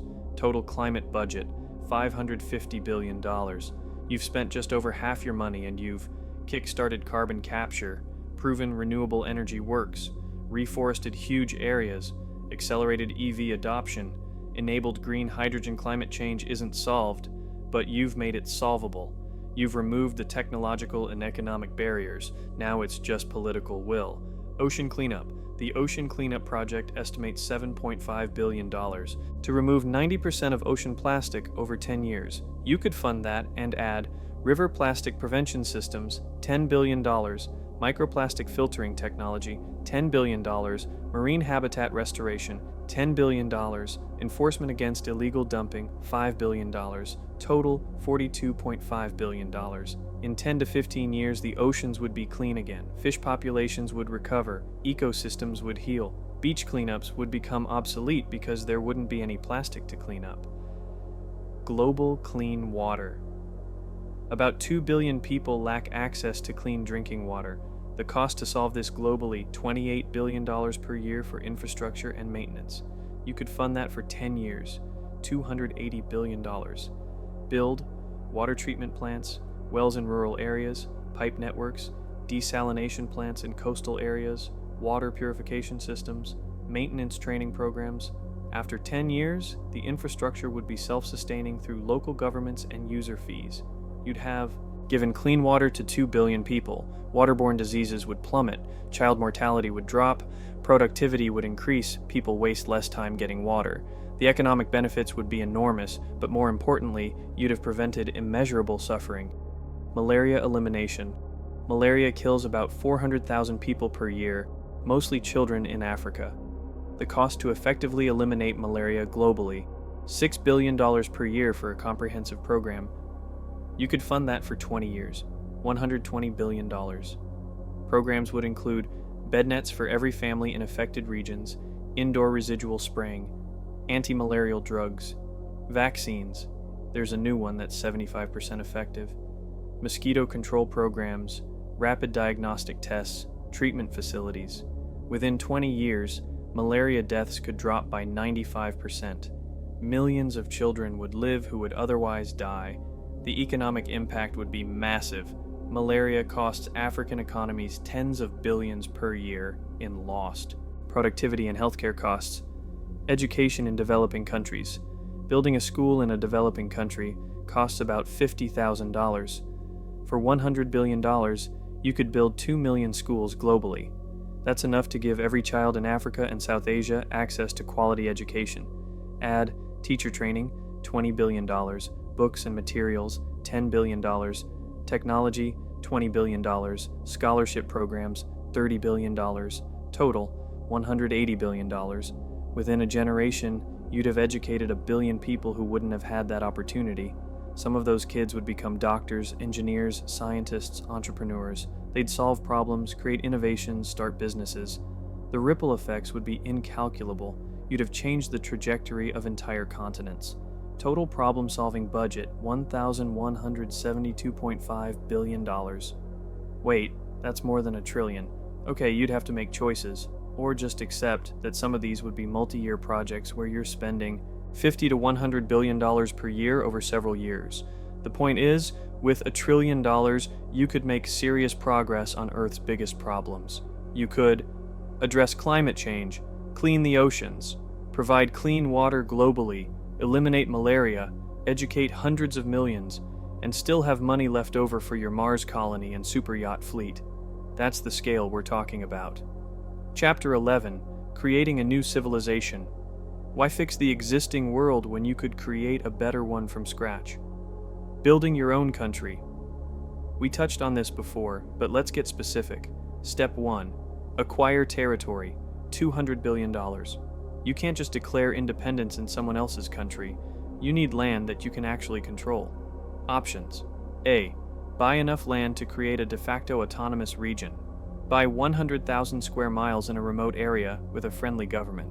Maybe northern Canada, the Australian outback, or a deal with Mongolia or Namibia for $200 billion. You could probably negotiate purchase or extremely long-term lease of the land, special autonomous zone status, your own laws and governance, with some limitations, control over immigration and customs. B. Create artificial islands. Build a chain of artificial islands in international waters, similar to Dubai's Palm Islands. Cost about $100 billion for 1,000 square miles of artificial land. Then claim it as your own nation. This is legally complex, but with enough money and lawyers, $10 billion in diplomatic efforts, you might make it work. C. Seasteading build massive floating platforms in international waters. Cost $100 billion for sustainable floating cities supporting 1 million people, legally simpler than artificial islands, actually mobile so you can move if governments get annoying. Step 2. Build infrastructure, $300 billion. Whether you have land or floating platforms, you need infrastructure, roads and transportation, $50 billion. Power grid, 100% renewable, $40 billion. Water and sewage systems, $30 billion. Hospitals and clinics, world-class healthcare, $50 billion. Schools and universities, $40 billion. Government buildings, $10 billion. Airport and seaport, $20 billion. Public transportation, free, $30 billion. Internet and telecom infrastructure, $15 billion. Parks and recreation, $15 billion. Step 3. Populate your country, $300 billion. How do you get people to move to your brand new country? Offer them something they can't get anywhere else. The offer: $100,000 signing bonus, tax-free free housing for 15 years, free healthcare for life, best in the world, free education through university, zero income tax for 25 years, property tax capped at 1%, universal basic income of $2,000 per month. The requirements: skills that contribute to society, no violent criminal record, commit to living there for at least 5 years, learn the national language, you get to pick, maybe. You make it English plus Esperanto for fun. Participate in governance, direct democracy via app. The math: target population, 1 million people, signing bonuses, $100 billion, housing, $150 billion, build a mix of apartments and houses, healthcare infrastructure and operations, $30 billion over 10 years, education infrastructure and operations, $20 billion over 10 years, UBI, $24 billion per year, $2,000 times 12 months times 1 million people, You'd attract the world's best and brightest. Why struggle in an expensive city when you could move to your country and immediately get $100,000 free housing and $2,000 per month? Step 4, governance and operations. $150 billion fund government operations for 10 years until the economy becomes self-sustaining. Government salaries, $5 billion per year. Infrastructure maintenance, $5 billion per year. Security and defense, $3 billion per year. Public services, $2 billion per year. Total, $15 billion per year times 10 years equals $150 billion. The society you'd create. With this setup, you'd have a population of highly skilled, motivated people, no poverty, everyone has UBI, free housing, healthcare, and education, direct democracy, everyone votes on laws via app, 100% renewable energy, world-class infrastructure, zero corruption, you designed the system from scratch, whatever culture and values you want to emphasize. Your laws could include universal basic income, permanent, 4-day work week, mandated, 6 months paid parental leave, ranked choice voting, no corporate political donations, open government, all spending public, right to repair, digital privacy protections, whatever else you think makes a good society. Within 10 years, your country becomes self-sustaining economically. You have tech companies, you attracted skilled workers, tourism, everyone wants to visit the utopia, financial services, low taxes attract businesses, manufacturing, latest technology, skilled workers, export. Industries. Within 20 years, your country is one of the richest per capita on Earth. Other countries start copying your policies because they're proven to work. You've created a demonstration project for how to run a society. Total country building cost, $950 billion. You still have $50 billion left over for your personal use. You've built a nation from scratch, and it's better than almost every existing nation. Conclusion. The weight of $1 trillion. We've spent about 20,000 words exploring what you could do with $1 trillion. Let's review what we've learned. You could solve massive problems, end homelessness in developed countries, $100 billion, end world hunger for 10+ years, $400 billion, provide clean water globally, $280 billion, eliminate malaria, $120 billion, address climate change significantly, $550 billion, you could advance science and technology, cure major diseases, $300 billion, develop fusion power, $200 billion, accelerate. Quantum computing, $200 billion, extend human lifespan, $300 billion, build a space elevator, $100 billion. You could reshape culture and society, dominate entertainment, $200 billion, fund journalism forever, $200 billion, make all music free, $100 billion, create the ultimate game, $20 billion, you could explore and colonize space, establish Mars colonies, $200 billion, build moon bases, $100 billion, start asteroid mining, $200 billion, create space tourism, $100 billion. You could indulge yourself, build your own country, $950 billion, buy every luxury item, $250 billion, create the ultimate theme park, $50 billion, own every collectible, $170 billion. The mathematics of scale, here's what's wild. You could do all of the solving problems category and still have $150 billion left over for science, space, and personal indulgence. You could solve homelessness, hunger, water access, malaria, and address climate change. $1,450 billion. Wait, that's more than $1 trillion. Okay, you'd have to make choices. But the point is, the money exists at a scale where solving multiple civilizational challenges simultaneously is actually possible. The reality check. If you actually had $1 trillion, you'd face constraints. 1. Time. You only have one lifetime to spend it. 2. Logistics. Actually executing projects takes years. 3. Pushback. Governments, competitors, and entrenched interests would fight you. 4. Inflation. Massive spending drives up prices in whatever market you enter. 5. Diminishing returns. The first billion you spend on a problem does more than the 10th billion. 6. Expertise. You'd need thousands of advisors to make good decisions. But even with these constraints, the potential impact is staggering. The moral question, should anyone have $1 trillion? Arguments for freedom includes the right to accumulate wealth. Individuals sometimes deploy capital more efficiently than governments. Philanthropic billionaires have solved problems governments couldn't. The wealth often exists on paper, stock value, not as liquid cash. Arguments against no one earns $1 trillion alone. It requires labor from millions. Extreme wealth concentration reduces economic mobility for others. Democratic society suffers when individuals have nation-state levels of power. The same money could save millions of lives if distributed differently. Psychological research shows extreme wealth doesn't increase well-being. The truth, whether it's right or wrong, trillion-dollar wealth exists or will exist soon. What matters is what gets done with it. You could hoard it and die the richest corpse in the cemetery, waste it on vanity projects and excess, use it to solve problems and advance humanity, build something new and better. Some combination of all of these, the choice defines the legacy.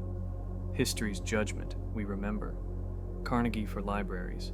Rockefeller for medical research and universities, Nobel for his prize, Gates for disease eradication efforts. We also remember robber barons who exploited workers, pharaohs who built tombs while people starved, emperors who squandered fortunes on wars. How you use extreme wealth determines how you're remembered. The ultimate point, $1 trillion is more than money. It's power. The power to save millions of lives, advance science by decades, shape culture, build civilizations, change the trajectory of human history, or the power to buy 666 super yachts, build useless monuments, indulge every whim, waste it on nothing meaningful. Both are possible with $1 trillion. Only one is worth doing. Voici 6000 mots supplémentaires pour enrichir le script. Chapter 12. The things nobody thinks about. When people fantasize about having $1 trillion, they think about yachts and mansions. But there are opportunities and problems that only become apparent when you actually have this much money. The psychological toll. Let's be real. Having $1 trillion would probably mess you up mentally. Trust issues. Every relationship becomes suspect. Does this person like you or your money? That friend who wants to hang out? Are they genuine or positioning themselves for a favor? That romantic interest. Do they love you or the lifestyle? You'd need to spend $50 million per year on therapists just to process the paranoia. Decision fatigue. You'd face thousands of decisions daily. 500 charities asking for donations, 200 business proposals, 100 people wanting meetings, 50 family members needing loans, constant requests, demands, expectations. You'd need a team of 200 people just to filter requests, $100 million per year in staff costs. Isolation. You can't live a normal life. Can't go to restaurants without security, can't shop without causing chaos, can't have normal friendships. You'd exist in a bubble of wealth surrounded by employees and sycophants. The loneliness would be crushing. Solution: build a community of equals. Here's a wild idea. Find the other ultra-wealthy people and create a community. Buy a private island. $500 million. Invite 100 billionaire families to join. $50 million membership fee each. You don't need their money, but it ensures commitment. Create a place where everyone has stupid amounts of money, so nobody's impressed by wealth. There, you can have genuine relationships because money isn't the differentiator. It's basically a country club for people who could buy country clubs. Cost: $5 billion for the island, facilities, and operations. Is it elitist and gross? Yes. Would it solve the isolation problem? Also, yes. The attention problem with $1 trillion, you can't be anonymous. Every move you make is news, every purchase analyzed, every statement scrutinized. Solutions. Option 1. Embrace it. Become a public figure. Use your platform for good.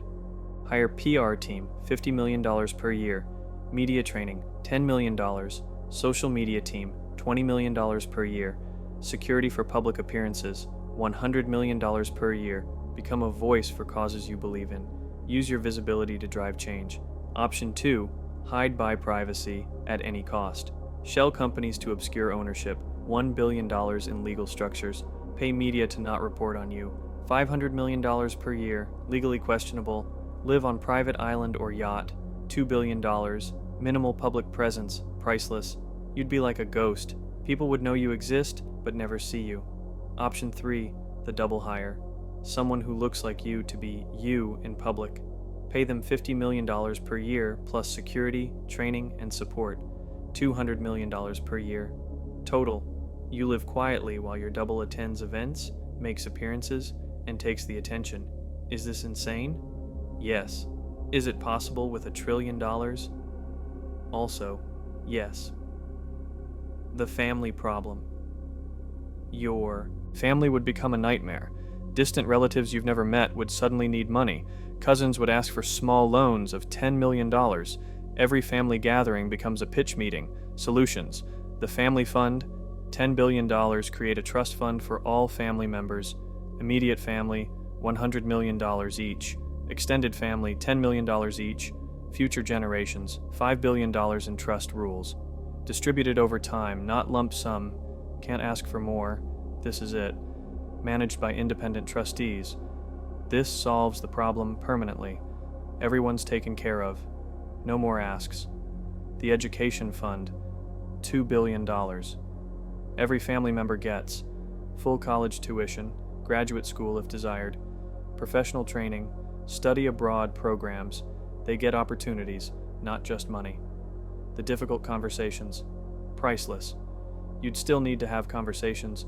No, I won't buy you a private island. You got $10 million, figure it out. No, I won't fund your cryptocurrency startup. It's a terrible idea. Yes, I have $1 trillion. No, that doesn't mean I'll bankroll your lifestyle forever.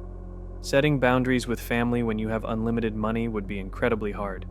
The government problem. Governments don't like private citizens with this much power.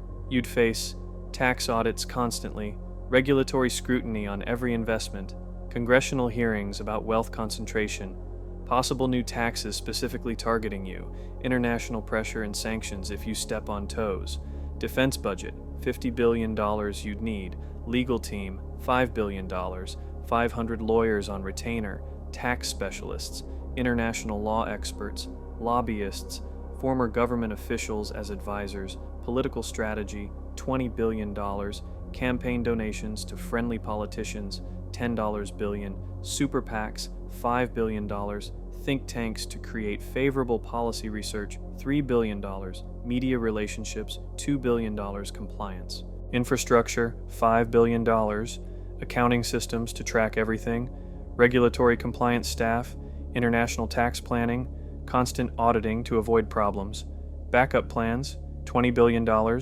citizenship in multiple countries, $100 million, investment visas, safe havens for assets, $10 billion in diversified international holdings, bunkers and safe houses, $1 billion, evacuation plans, $500 million.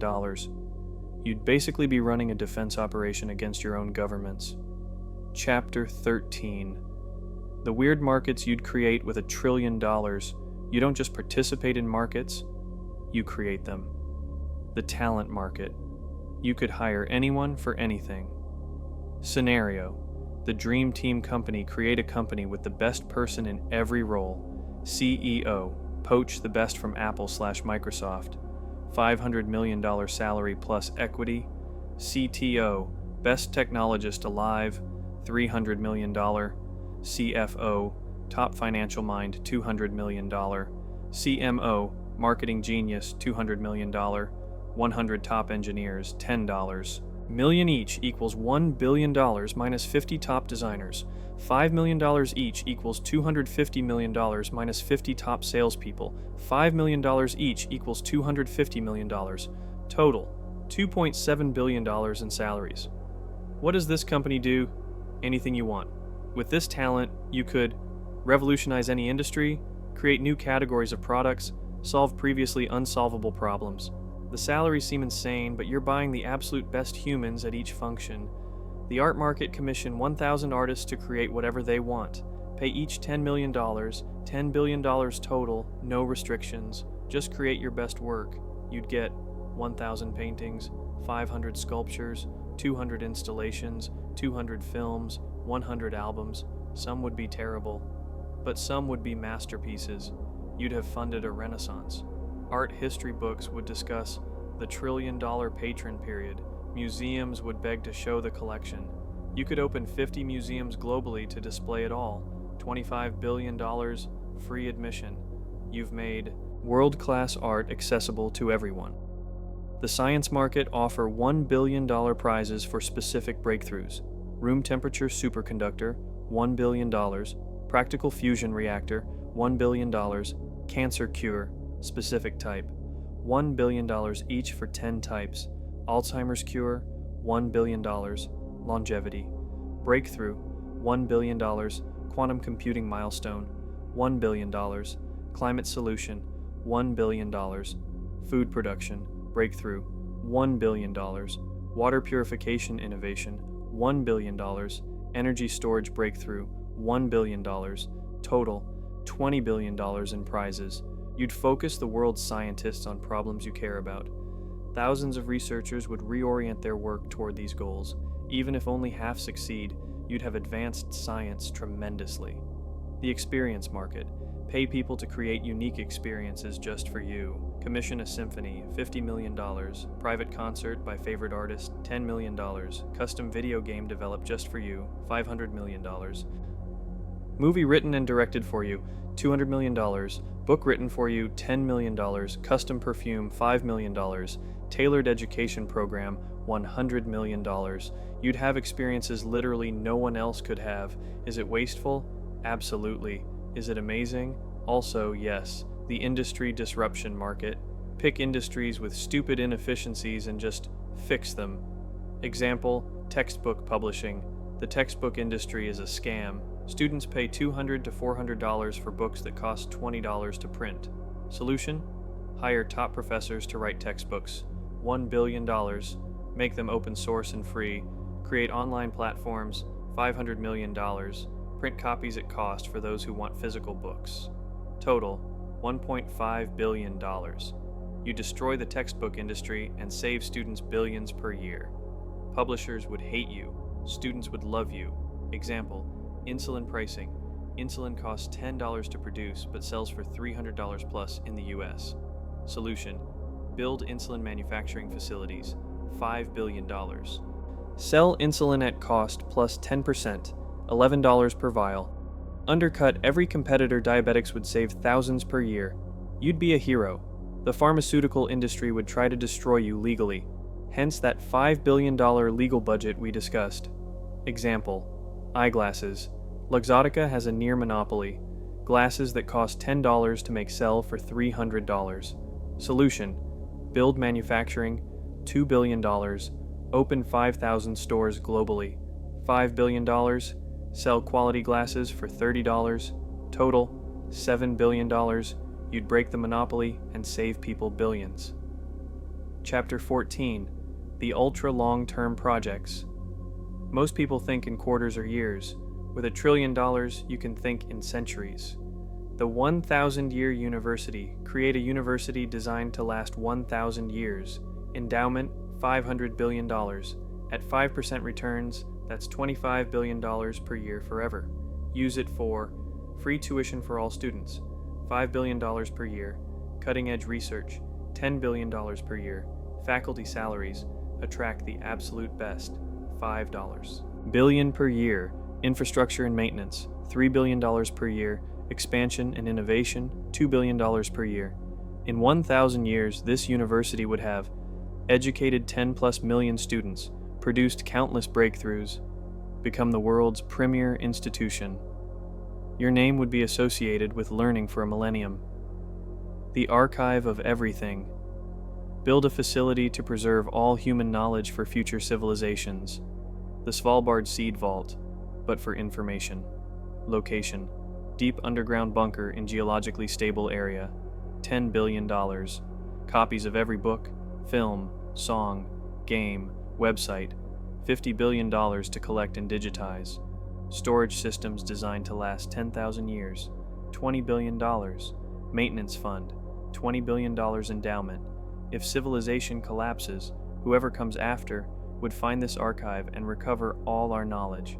You'd be the person who preserved human culture for eternity. The generation ship. This is truly long-term thinking. Build a spaceship designed to travel to another star system over 1,000 years. Cost, $500 billion. Ship construction, $300 billion. Life support systems, $50 billion. Propulsion, $50 billion. Genetic diversity bank, $10 billion. AI systems to manage the journey, $20 billion. Launch, $70 billion. The people who arrive at the destination won't be the ones who left. It would be their great-great-great-grandchildren. You'd never see the result, but you'd have started humanity's journey to the stars. The climate mega solution. Instead of small projects, do something that takes 100 years but actually solves climate change. The Solar Sahara Project, $300 billion. Cover 1% of the Sahara Desert with solar panels. 35,000 square miles of solar panels, $200 billion. Transmission infrastructure to Europe and Africa, $50 billion. Storage systems, $30 billion. Maintenance fund, $20 billion. This would generate enough power for all of Europe and Africa combined. It would take 30 years to build and 100 plus years to fully realize the benefits, but it would solve energy needs for billions of people. The forest belt, create a 100-mile wide belt of forest circling the Earth at the equator, cost $200 billion over 50 years. This would sequester massive amounts of carbon, create a wildlife corridor around the planet, stabilize climate, provide economic benefits to equatorial nations. It would take multiple generations to complete, but the result would be visible from space, a green belt around Earth. Chapter 15. The competitive challenges. Why not use your money to compete directly with the richest and most powerful? Challenge 1. Beat every billionaire at their own game, pick each billionaire's primary business, and just beat them at it. Versus Elon Musk. Space. SpaceX has revolutionized space launch. Can you do better? Build a competing space company, $100 billion. Hire away top SpaceX engineers. Pay them 3 times.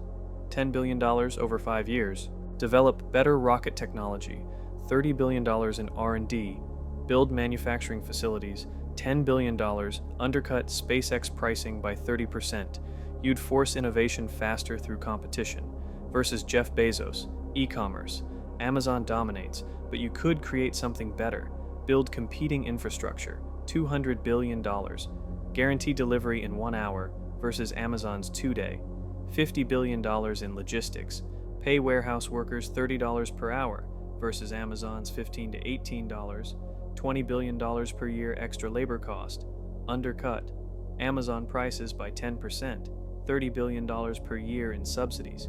You'd lose money, but you'd force Amazon to improve worker treatment and delivery times. Versus Warren Buffett, investing.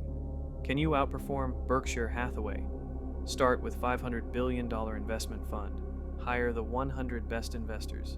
$10 billion in compensation. Use AI and data analytics. $20 billion in tech. Take bigger risks than Buffett can. You have more capital. Even if you only match his returns, you'd have proven that mega-scale investing can be replicated. Challenge 2. Buy every major sports league. We mentioned this earlier, but let's get specific. Total cost, $500 billion. NFL, 32 teams, $150 billion. NBA, 30 teams, $100 billion. MLB, 30 teams, $85 billion. NHL, 32 teams, $40 billion. Premier League, 20 teams, $25 billion. La Liga, $20 billion. Serie A, $15 billion. Bundesliga, $15 billion. Other leagues, $50 billion. Now you own professional sports. What you could do: make all games free to watch, destroy sports TV contracts, pay athletes more, increase minimum salaries 10 times, reduce ticket prices by 50%, make games accessible, invest in youth development, $10 billion per year, eliminate tanking, teams trying to lose, structure incentives better, experiment with rule changes to make sports more exciting. You'd revolutionize sports while losing billions per year, but you'd make sports better for fans and athletes. Challenge 3. Outdo every mega project ever. History's greatest construction projects, can you beat them all? Beat the pyramids? Build a pyramid 3 times larger than Giza, 2,000 feet tall, versus Giza's 481 feet, made of modern materials, carbon fiber, titanium, contains museum, research facilities, observation decks, cost $100 billion. Beat the Great Wall, build a wall visible from space that's actually useful, 50,000 miles of solar panels arranged in a line, generates power for entire continents, creates a global power grid, cost $500 billion. Beat Versailles, build a palace that makes Versailles look modest, 10 million square feet versus Versailles' 721,000, contains every amenity imaginable, open to public as museum and event space, cost $100 billion. Beat the Channel Tunnel, build a tunnel under the Bering Strait connecting Alaska to Russia, 65 miles long, rail link between Americas and Asia, cost $100 billion. You'd have beaten the greatest engineering achievements in history. Chapter 16. The Reparations and Justice Projects use your money to address historical injustices. Reparations Fund, $200 billion, create a fund to compensate descendants of enslaved people. Direct payments, $100 billion. Education scholarships, $30 billion. Business grants, $30 billion. Community development, $40 billion. This wouldn't fully address the injustice, but it would be the largest reparations program in history. Indigenous land. Return $100 billion. Purchase land and return it to indigenous communities. Buy back tribal lands sold/stolen, $50 billion. Fund tribal governance and development, $30 billion. Cultural preservation programs, $20 billion. Criminal justice reform, $50 billion. Fund public defenders properly, $10 billion over 10 years. Wrongful conviction compensation, $5 billion. Rehabilitation programs, $20 billion. Expungement support, $5 billion. Reform lobbying, $10 billion. Global justice, $100 billion. Holocaust survivor support, $5 billion. Armenian genocide recognition and support, $5 billion. Rwandan genocide rebuilding, $10 billion. Support for war crime victims globally, $30 billion. Conflict resolution programs, $50 billion. These projects wouldn't undo historical harms, but they'd represent serious attempts at material justice. Chapter 17. The Personal Immortality Project. You're going to die eventually. Unless. The comprehensive approach. $100 billion strategy. 1. Extend lifespan. Fund all longevity research. $50 billion. Personal medical team of 100 doctors, $500 million per year. Genetic therapy, $10 billion. Stem cell treatments, $5 billion. Every experimental treatment available, $10 billion. Strategy. 2. Upload your mind. Brain scanning technology, $10 billion. AI research to replicate consciousness, $20 billion. Computer systems to run simulation, $5 billion. Strategy 3. Cryonics backup, premium cryonics facility, $1 billion. Endowment to maintain it for 1,000 years, $10 billion. Legal protections, $1 billion. Strategy 4. Genetic legacy, clone yourself, $100 million. If legal, store genetic material perfectly, $1 billion. Fund your descendants forever, $20 billion. Strategy 5. Cultural immortality. Document everything about your life. $1 billion. Create AI version of yourself. $5 billion. Insure your name on everything. $10 billion. You'd throw everything at the problem and hope something works. Probably you'd still die eventually, but you'd have tried harder than anyone in history. Conclusion. Part 2. What we've really learned after 26,000 plus words exploring $1 trillion, what's the real takeaway? The power fantasy versus reality. The fantasy, unlimited power to do whatever you want. The reality, unlimited responsibility, complexity, and problems. Every solution creates new problems. Solve homelessness to where do people work, give everyone money to inflation, dominate an industry to regulatory backlash. Fund science to which projects who decides, create a country to governance challenges. Money amplifies, it doesn't solve. you still face mortality, relationships, meaning, purpose, happiness. These aren't money problems. The loneliness of unique power. With $1 trillion, you'd be in a category of one. Nobody could relate to your problems. Every relationship would be asymmetrical. You'd make decisions affecting millions with no peers to consult. That's not freedom. That's isolation. The meaning question: what's the point of $1 trillion? Consumption. You max out pretty quickly. Power, for what purpose? Legacy. Will anyone care in 1,000 years? Helping others? Noble, but why did you need $1 trillion for that? The question becomes, what do you actually value? And can money get you there? The ultimate paradox. The things money can buy, you don't need $1 trillion for. The things you need $1 trillion for, money can't really buy. So, what would you actually do? If you had $1 trillion after this deep dive, what would you choose?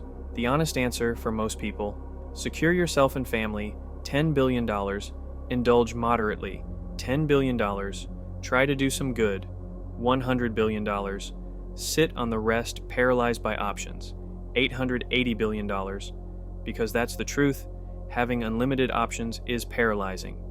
The real answer: if I had $1 trillion, I'd probably 1.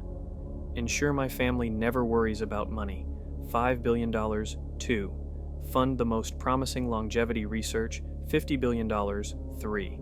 Address climate change comprehensively, $200 billion, 4. Fund education globally, $100 billion, 5. Advance space exploration, $200 billion, 6. Create the best university possible, $100 billion, 7. Fix obvious problems, clean water, malaria, etc., $200 billion, 8. Fund arts and culture, $50 billion, 9. Personal indulgences, the fun stuff, $25 billion, 10. Keep $70 billion liquid for opportunities. Total, $1 trillion. But that's easy to say without actually having the money. The reality would be far more complicated. Final thought: $1 trillion is power, and power reveals character. It doesn't build character. It reveals what was always there. If you're generous, you'd be generous at scale. If you're selfish, you'd be selfish at scale.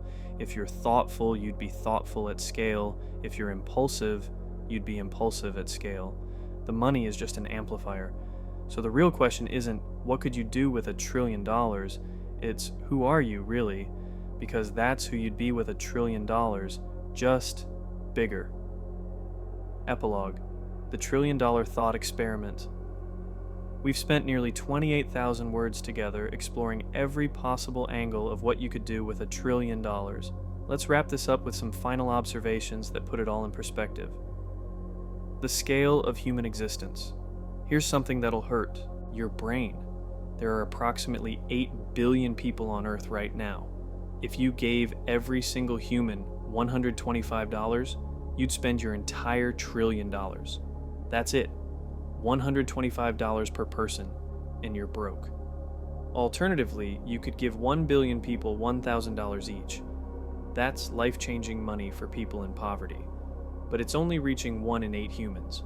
Or you could give 100 million people $10,000 each, genuinely transformative amounts that could lift people out of poverty, start businesses, get education. The math is sobering. $1 trillion sounds infinite, but divided among humanity, it's surprisingly modest. This reveals something important. Solving global problems isn't actually about lack of money. The money exists. Global GDP is about $100 trillion per year. The wealth exists in the system. The problem is distribution, politics, corruption, and coordination. Your $1 trillion could demonstrate solutions, prove concepts, and create models. But lasting change requires systemic shifts, not just one person's money. The comparison game. Let's put $1 trillion in context with actual wealth and spending. U.S. federal budget, $6.5 trillion per year. Your trillion is about 2 months of U.S. government spending. Global military spending, $2.2 trillion per year. Your trillion is half of what humanity spends on weapons annually. Global GDP, $100 trillion per year. Your trillion is 1% of global economic output for 1 year, total wealth of all billionaires, approximately $14 trillion. Your trillion is about 7% of all billionaire wealth combined. U.S. real estate market, $47 trillion. Your trillion is about 2% of just American property value. This perspective is wild. $1 trillion, an amount so large we can barely conceptualize it, is actually a small fraction of total global wealth. The world is richer than we think. The resources exist to solve most problems. What we lack isn't money. It's will, coordination, and equitable systems. The velocity of money. Here's something most people don't consider. Money's value isn't just in the amount, it's in how it moves. If you spent your $1 trillion, it wouldn't just disappear. It would flow through the economy. You pay $100 billion for construction. Aero construction companies pay workers. Aero workers buy goods. Aero businesses earn revenue. Aero they pay their workers aero. Those workers spend money. That initial $100 billion might generate $500 billion in total economic activity through the multiplier effect. Your $1 trillion, spent wisely, could generate $3 to $5 trillion in total economic impact. This is why spending on infrastructure, education, and research is so powerful. The money multiplies as it flows through the economy. Conversely, money hoarded or invested in things that don't circulate, like art in a vault, doesn't multiply. It's economically inert. So the question isn't just what you buy with $1 trillion, but how that spending cascades through society. The time value.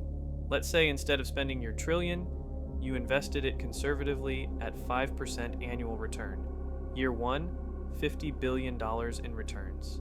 Year 10, you'd have $1.63 trillion. Year 20, you'd have $2.65 trillion. Year 50, you'd have $11.5 trillion.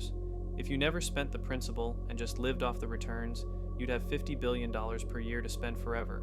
That's enough to run a major country, fund multiple mega projects simultaneously, solve several global problems, still have billions for personal use, and you'd never run out of money. This is what endowments and foundations do. They preserve capital and spend returns. The trade-off, acting now versus having more later. Do you spend the trillion today to save lives now, or invest it to save more lives in the future? There's no perfect answer. It's about values and priorities. The unintended consequences. Everything you do with $1 trillion would have ripple effects you can't predict. Example, you cure cancer. Sounds great. But then, life expectancy jumps by 5 to 10 years. Healthcare systems strain with aging populations. Pension systems become unsustainable. Job markets shift. Oncologists need new careers. Pharmaceutical companies lose billions. Insurance models break. You've solved one problem and created 10 new ones. Example, you make college free for everyone, amazing. But universities expand capacity rapidly, quality might decrease. The value of a degree diminishes if everyone has one. Trades and vocational work become undervalued. Different credentials become the new gatekeepers. Every intervention in a complex system creates unexpected outcomes. This isn't an argument against doing good things. It's a reminder that good intentions plus unlimited money does not equal perfect outcomes.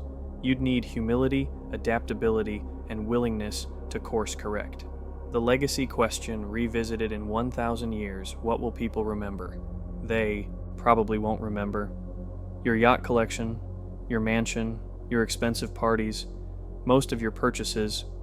They might remember scientific breakthroughs you funded, institutions you created, problems you solved, people you educated, ideas you championed. History remembers impact, not consumption. Carnegie is remembered for libraries, not for being the richest man of his era. Nobel is remembered for his prize, not his fortune. Gates will probably be remembered for malaria eradication efforts more than for Microsoft. If you want to be remembered, create something that outlives you. And here's the twist. You don't actually need $1 trillion for that. You need purpose, vision, and enough resources to act on it. The happiness research studies consistently show that money increases happiness up to about $75,000 to $95,000 per year, enough to meet needs and have some security. Then the effect plateaus. Beyond that, happiness comes from relationships, purpose, autonomy, mastery, health, contribution. $1 trillion can't buy most of these directly. It can buy time by eliminating mundane tasks, opportunities to find purpose and mastery, security, reducing anxiety, ability to help others, contribution, but it can also destroy relationships through trust issues, purpose when everything's easy, what matters, autonomy, constant demands on your time.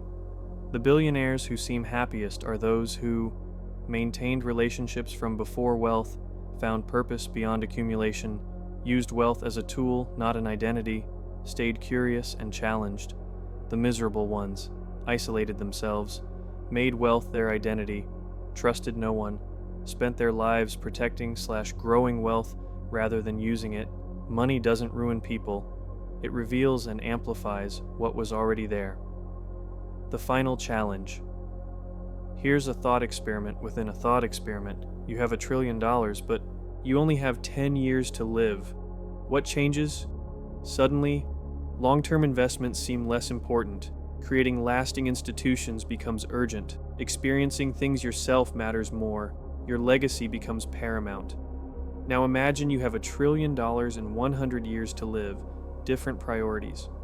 You can be patient with investments. You can see long-term projects completed. You can adjust based on results. Your legacy is what you build over a century. The point: time is more valuable than money. $1 trillion with limited time means different choices than $1 trillion with unlimited time. None of us know how much time we have, so the question becomes, what matters enough to do now, regardless of whether you have $1 trillion or not? The real-world application. Most people watching this don't have $1 trillion. They won't ever have $1 trillion.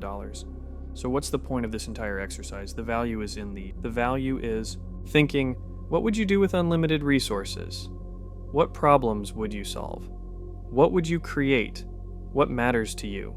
These questions reveal your values. And here's the secret. You can act on those values at any scale.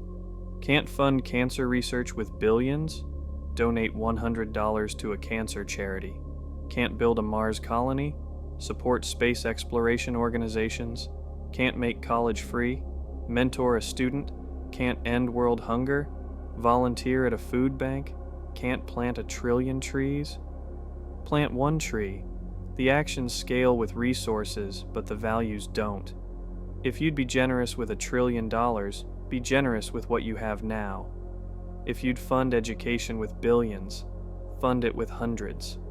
If you'd solve problems at scale, solve problems at your scale. The ultimate lesson. This entire 28,000 plus word journey has been about one thing. What would you do with power? Because money is power. The power to act, to create, to change things. Most of us have some power, even if it's not $1 trillion worth. We have time, the ultimate currency, skills, knowledge and abilities, resources, whatever we have, relationships, networks and connections, voice, the ability to speak and persuade. The question isn't what would you do with $1 trillion? The question is, what are you doing with what you have right now? Because that's the question that actually matters. You don't need $1 trillion to make a difference.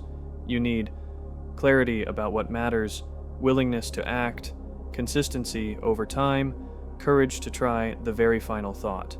If someone gave you $1 trillion tomorrow, would you be ready? Would you know what to do with it?